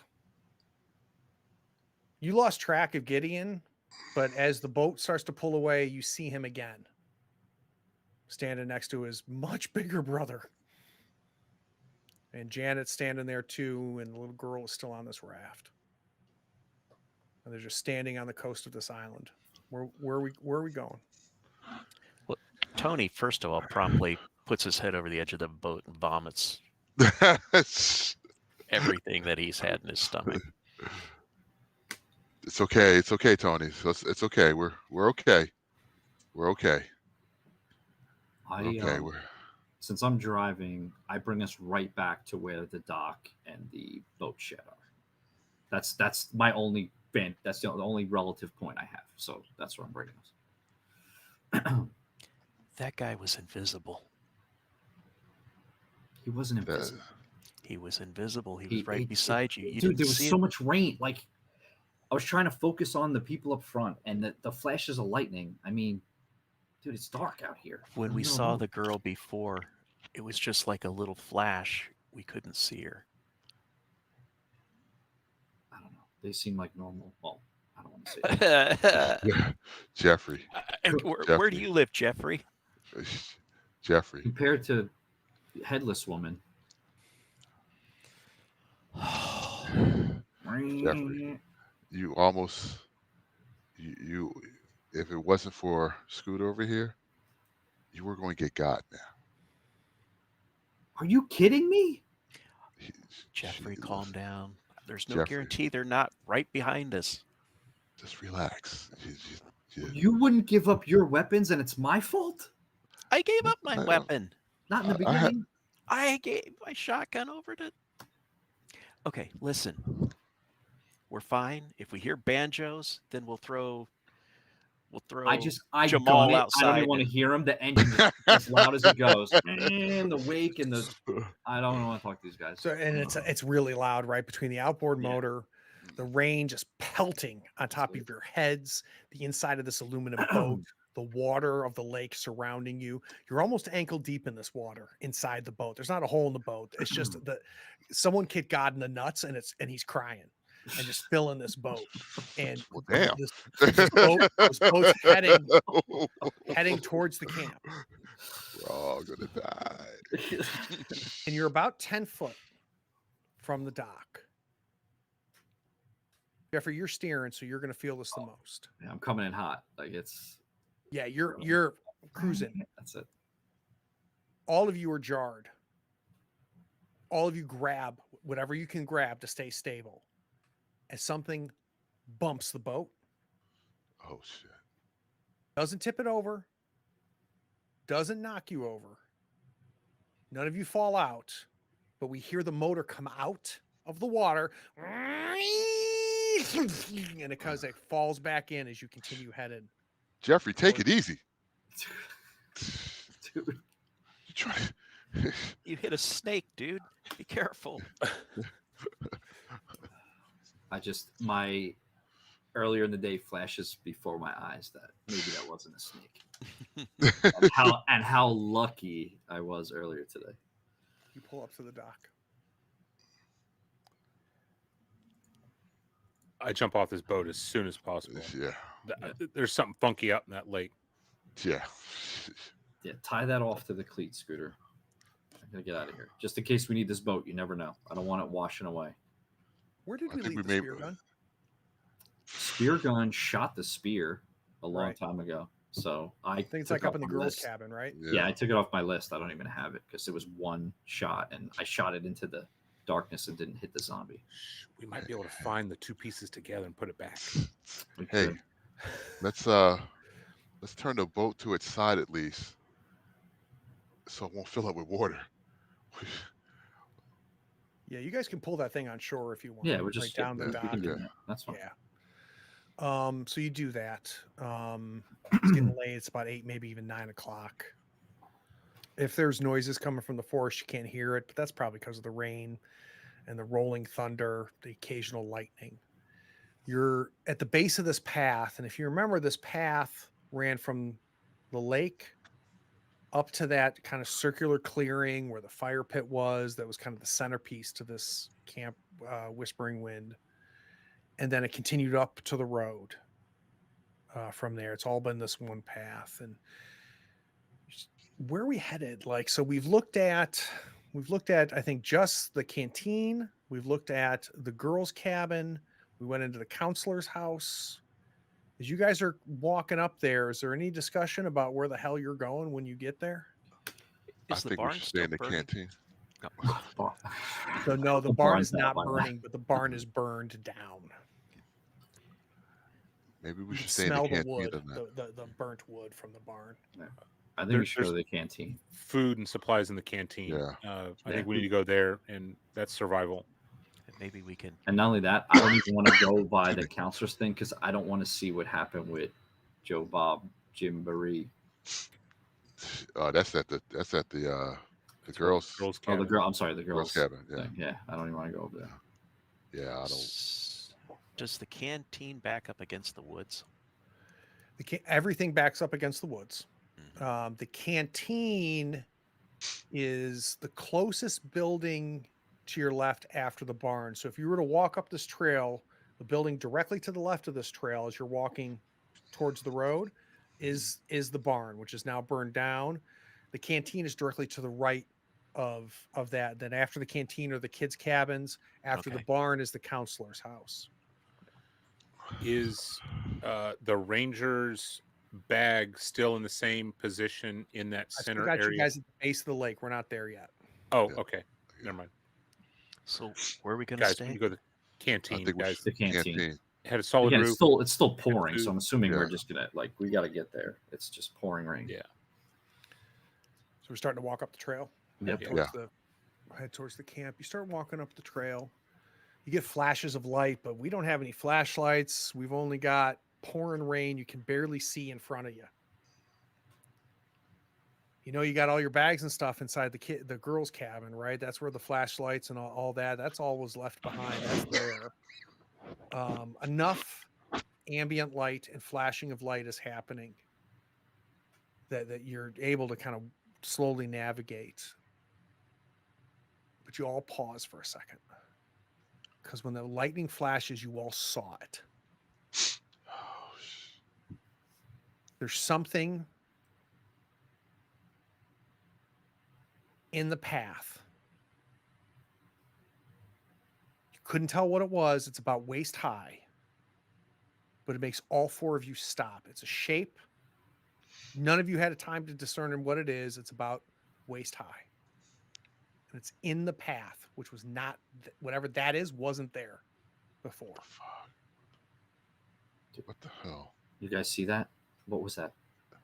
I don't know. What is that? It's there. I don't know. I can't see nothing out here. It's all this rain and we don't have flashlights, man.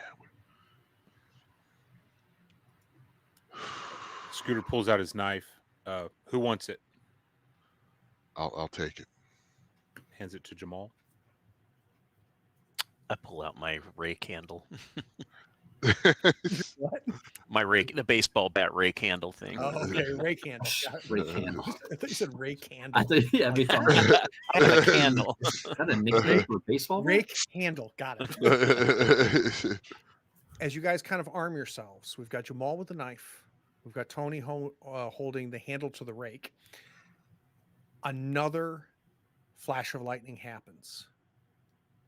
You already knew that something was there.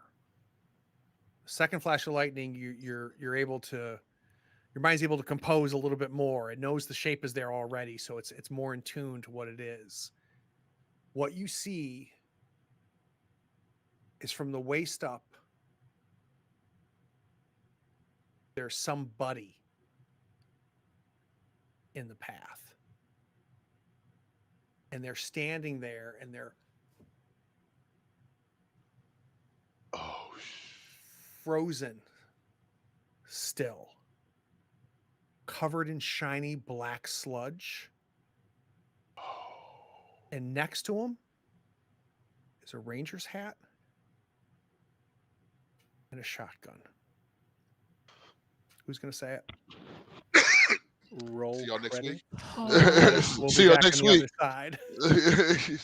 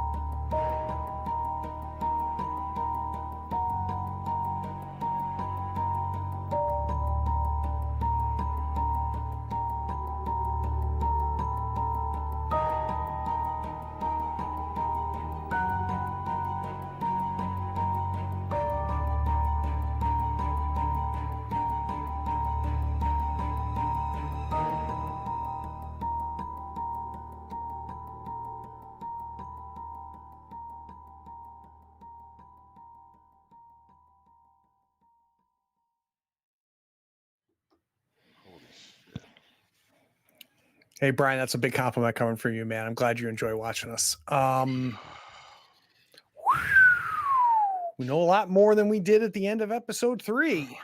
So I definitely want thoughts along with stars and wishes. Who wants to go first? I think we should let Tanner go first. Jeffrey, aka Lou. Sure. Let's start with thoughts, Lou. Thoughts. I'm a little upset that everyone thinks I'm a loose cannon now. Even though I'm like the hero in my mind, that I'm saving everyone. Those are my thoughts. I love it. I love every minute of it. This is amazing.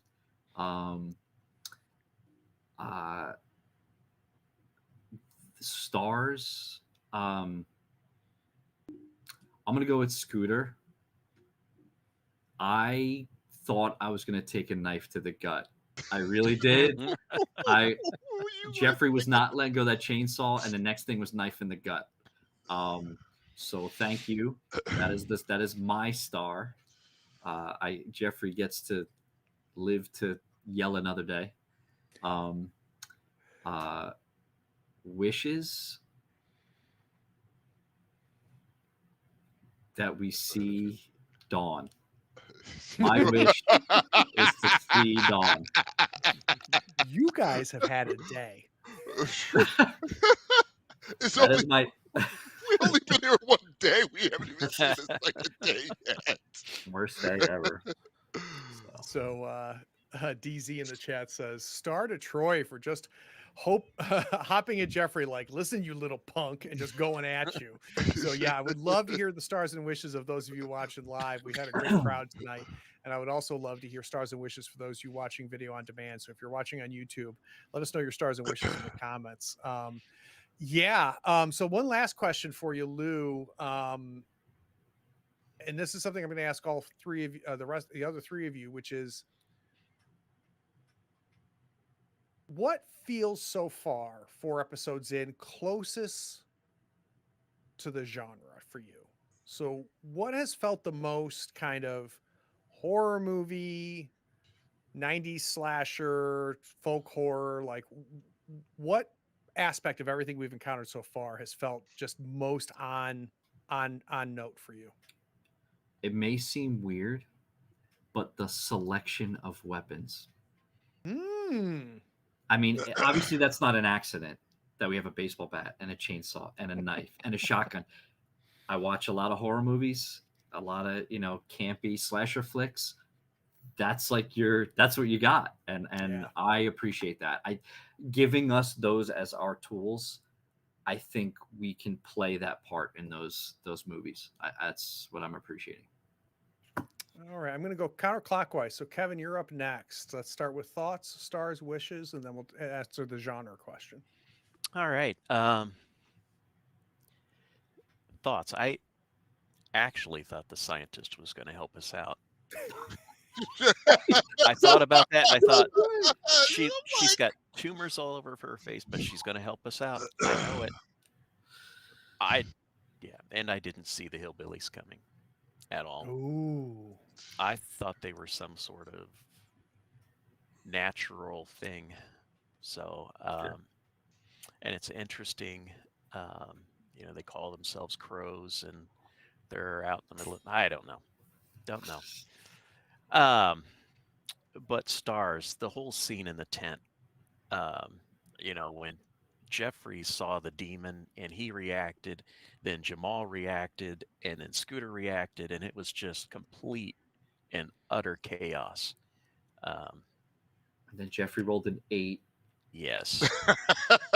Well, 4, but there was a possibility one of us could have killed one of the other teammates there. Yeah, I was nervous. I was truly nervous. I'm like, Jamal, you better slow down. Slow down. No, you better slow down. You better slow down. And wishes, I want to see. So if we've interpreted the map correctly, there are like rings. I want to see what's in the next ring. I don't know. I have a feeling we're not going to be able to leave voluntarily. So we'll see what happens there. And the slasher genre, having some terrifying woods creature that's the warden, that's slasher. So Brian in the chat says, "My star is to Nick for the otherworldly vision to scare the big man." That was DZ baller right says, there. "There's a reason 80s slashers tabletop games have like fire Yeah. axe and frying pan." Yeah. Troy, how about you? Thoughts, stars, wishes, and what makes this feel the right genre for you? So let's start with thoughts. Thoughts? I'm with Kevin on this one. I really thought we were going to get some help, a little bit of healing.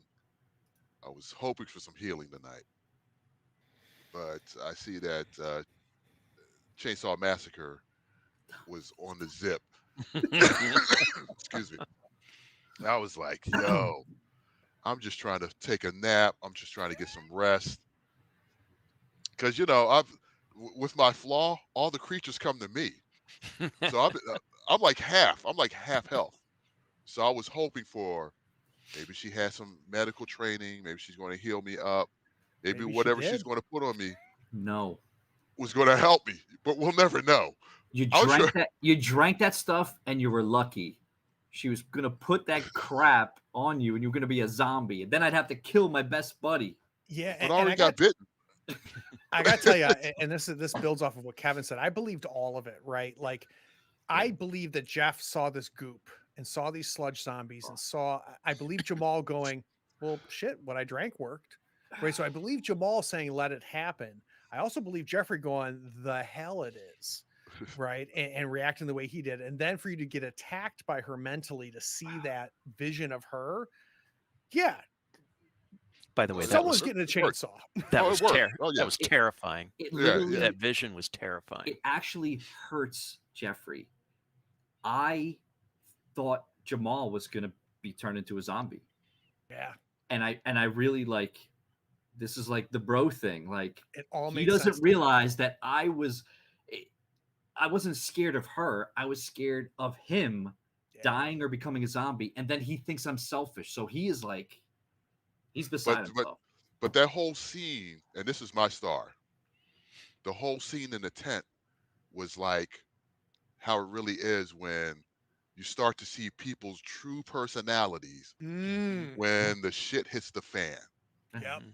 That's how alcohol and panic situations bring out the true nature of people. You are right. Like you're like, I'm 10 toes down, you're my man, I'll roll with you like 4 flat tires. But deep down inside, you are a selfish dick.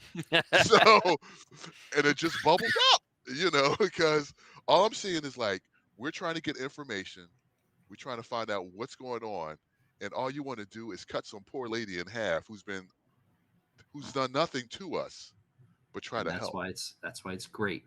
Yeah.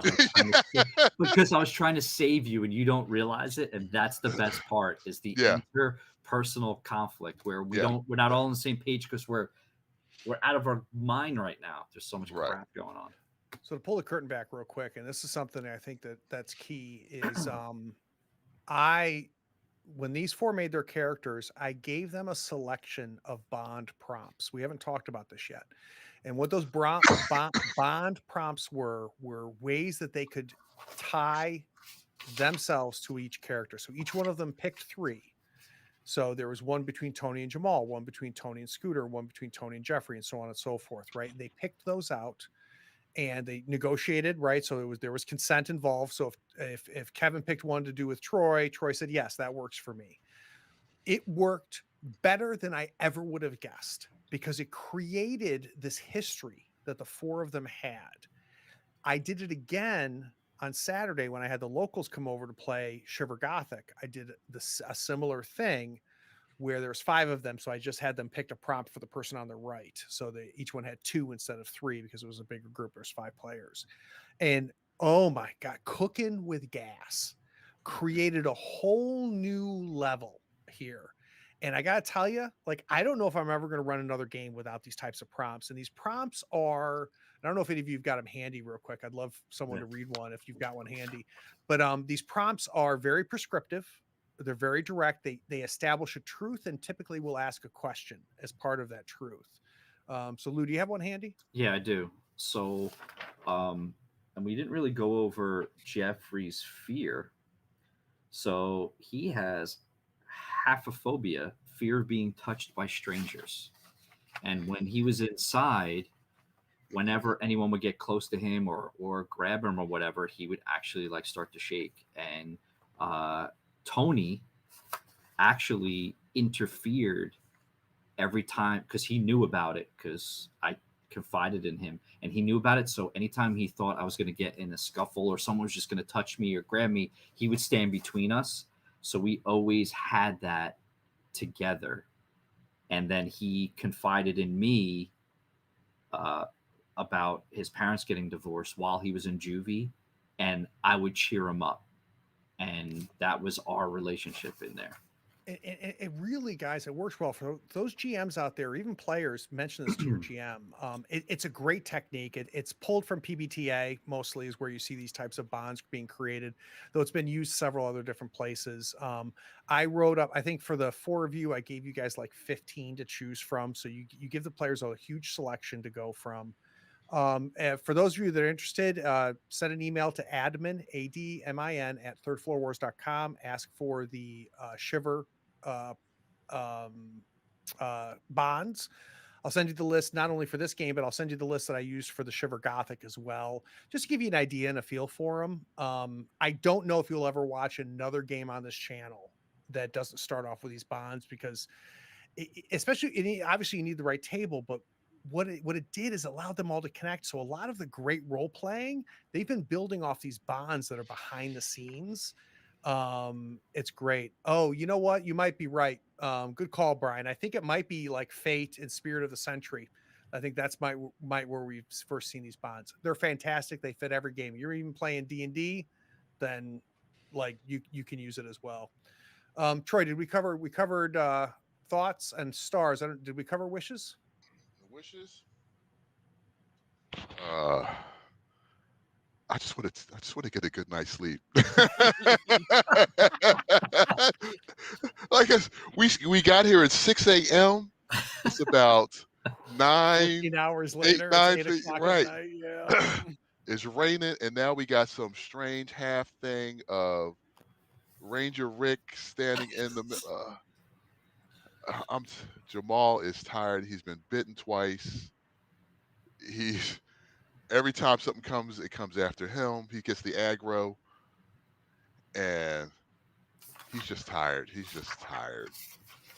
So Troy, for you, what has felt the most on brand for this genre? So at what point during this game did it just feel the most like the genre I'm trying to emulate here?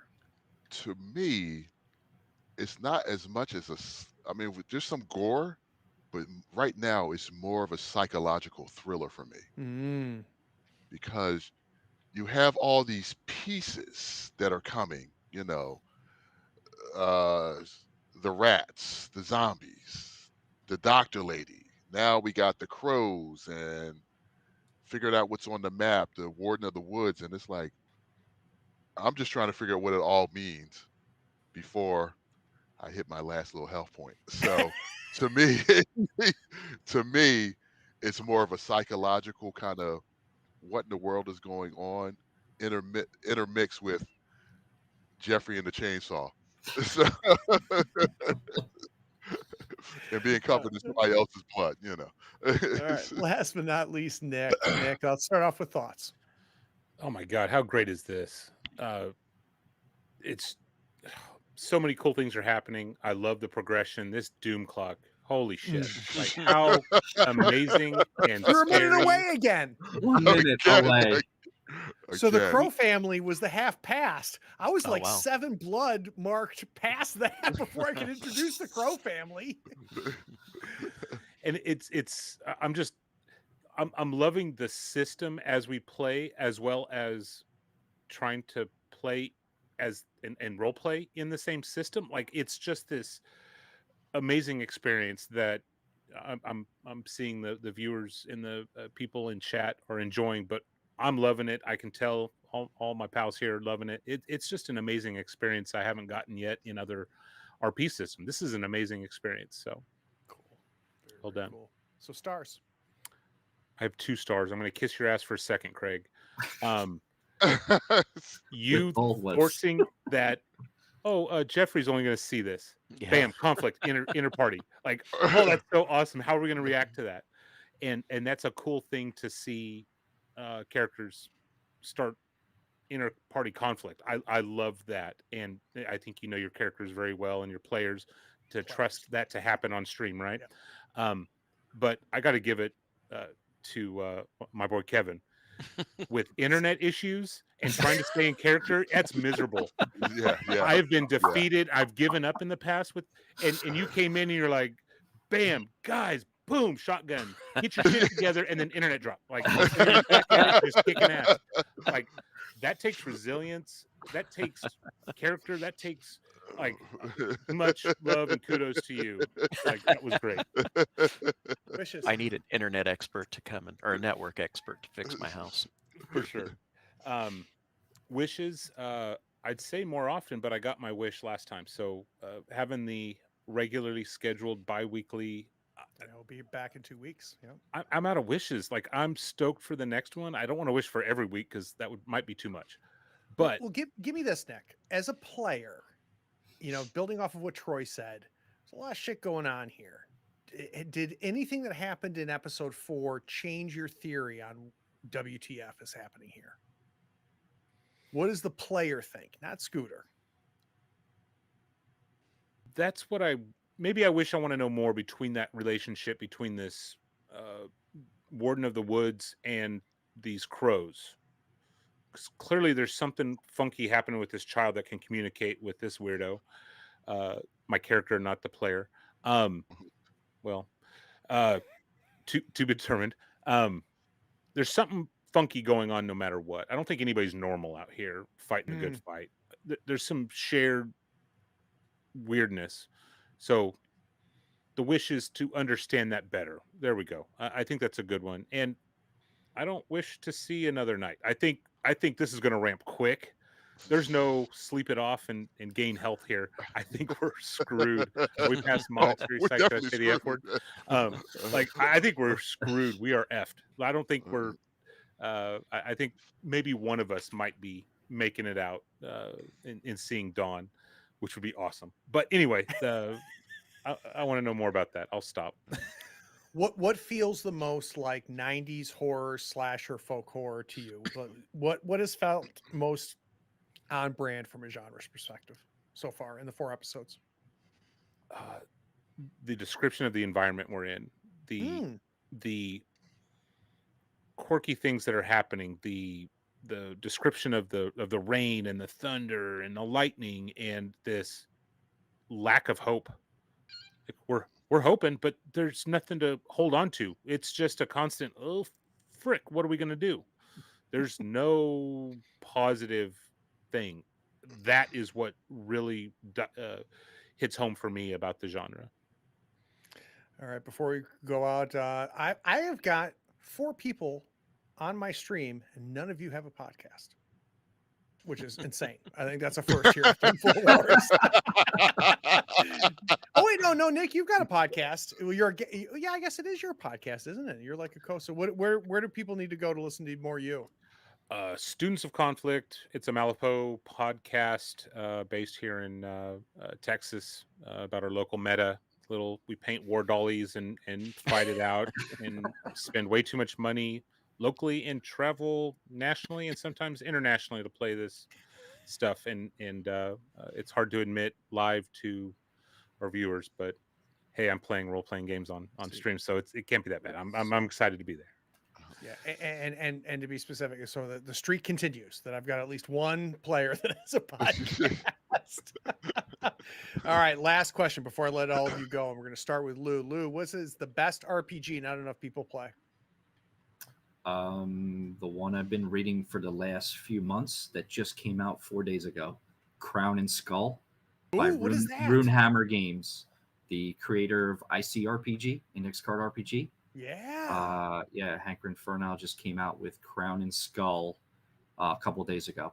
You can go to runehammer.com and order it, and I got my leather-bound gold leaf one coming. It is beautiful. I'm a little mad at you right now that I have to bring you on here to find out about this. What is going on right now? You need I to thought sit you down were with- like on the pulse. That's your thing. Dude, I know Yes. nothing about this. Crown you and say leather Skull. bound, and I'm like, Yeah, money's Crown and flying Skull out of my Runehammer. pocket right So now. the best part about it is there are no ability scores.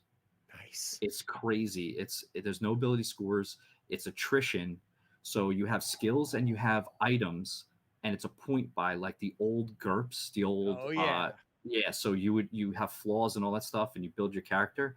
When you get hit, you either get hit physical, flesh, or you get like equipment, and you cross them off. So if I have 4 skills and 9 equipment, I technically have 13 hit points. Oh, that's And amazing. And it's random. A lot of the rolls are random. Oh, Oh, crap! that's It hit my amazing. dagger and my sword, and no. Crown and Skull. If you guys haven't heard of it, I'm buying it research it. before It we go to just bed. came out. Good plug. Good Good stuff. plug. Yeah. How about for you, Kevin? What's the best RPG out there that not enough people play? I don't know. We had a really good session of Monsters of the Week last year. Loved that one, but this one actually I think is passing that. But something I've Wow. enjoyed recently is we've been doing, various one-page RPGs once a month. So much fun. You know what? It is so much. You're in some of these intense games like this, and they're really heavy, and you're thinking about it. It's just so relaxing to go and, be bears trying to steal honey or skeletons trying to figure out Honey Heist, yeah. how to get back. Yeah. So I've been enjoying those a lot lately. For those of you watching, and he's referring to Honey Heist, Honey Heist is a by Grant. blast. It's an amazing game. Another great single page RPG, though it's technically I think not single page now. Laser and Feelings by John Harper is Yeah. also amazing. That's Both next of those month's. both of those games kick so past their coverage. It's not even funny. Stacks of Goblins is Mhm. also not technically one page. Good call, Brian. Stack of Goblins is amazing. Mhm. And it's what they're going to do is they're going to make you better role players. Yeah. Because they're obviously they're rules light. They're very easy to run in a single session. And you just start playing, which is a lot of fun. How about for you, Troy? What's a game out there that you love that not enough people are playing? Well, I'm a sci-fi guy. Like the original War of the Worlds is Nice. is my John, and the day that Earth stood still. Just the classics, the black and whites. So I've been really into checking out Traveler. Nice. I've got the PDFs. What's it, bundles of holding Yeah. at a nice deal. I just picked up all the PDFs that I could. I've also been checking out Coriolis. I think it's Coriolis. the Yes. Coriolis. Yeah. So Great. I'm definitely, if anyone wants to run a game, I am down for any sci-fi.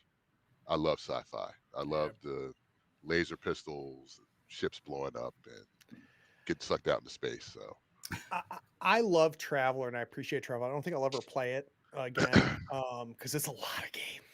oh yeah, It's a lot of game. Yeah. But I do not fault anybody who loves that game because it is.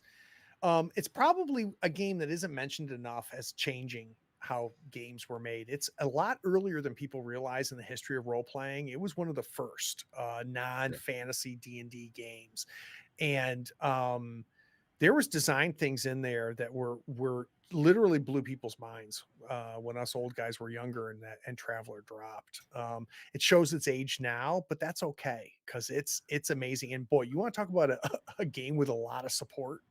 There's so much Traveler shit out there. Just rolling up a character itself is a game Yep. in itself. I've had one of those guys that die on character creation. He got shanked in prison and couldn't get out, and my character died at like age 60. It was ridiculous. Yeah, it's one of the few early non-Greg Stafford games that changed everything. Usually when you talk about games that changed everything, Greg Stafford was part of it. I don't think he was a part of Traveler. All right, last but not least, Nick, what is the best game out there and not enough people are playing? Public access. My God, Ooh. that game I have thoroughly enjoyed. It has hit every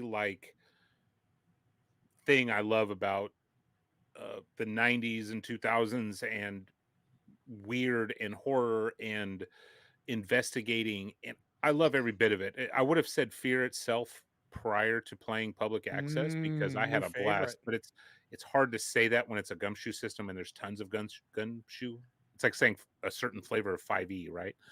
But I think public access has just enough unique stuff in it that makes it where people should really try it and give it give it a shot.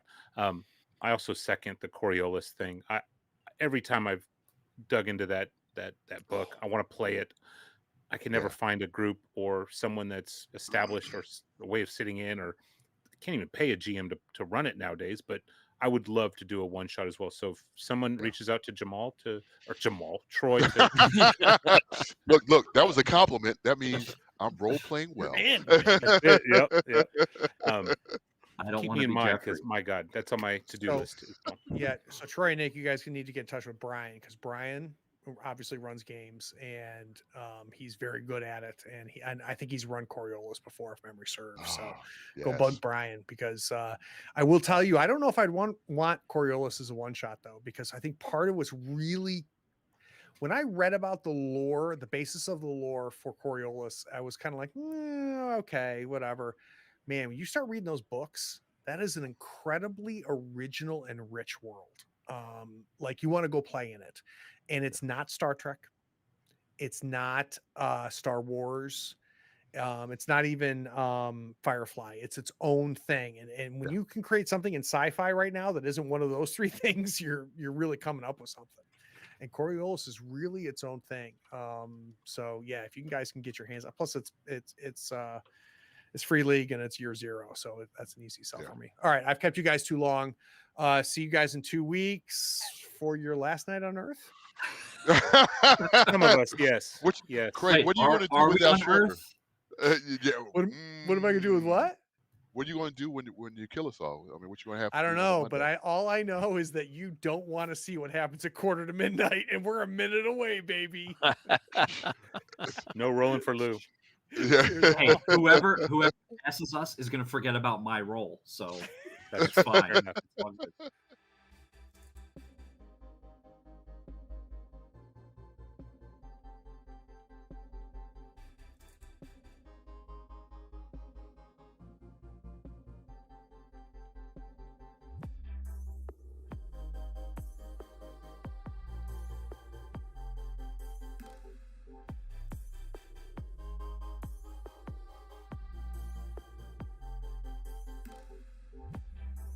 Howdy, friends. Thank you for watching. All our content is archived and organized in playlists on the Third Floor Wars YouTube channel. Check it out. And if you could like, follow, subscribe, and even set your notifications to this channel on YouTube and Twitch, we'd appreciate it, and it'll make sure that you catch all of our content. I talk with creators, designers, and experts across the gaming landscape in every episode of our podcast, Tabletop Talk. Open up your favorite podcatcher and search for Tabletop Talk from Third Floor Wars. Support your creators. They make the content you love, and it's your support that makes it happen. If you want to help us, go to Third Floor Wars on patreon.com, and you can help us for as little as $1 a month. Thanks again. We'll see you next time. Take care.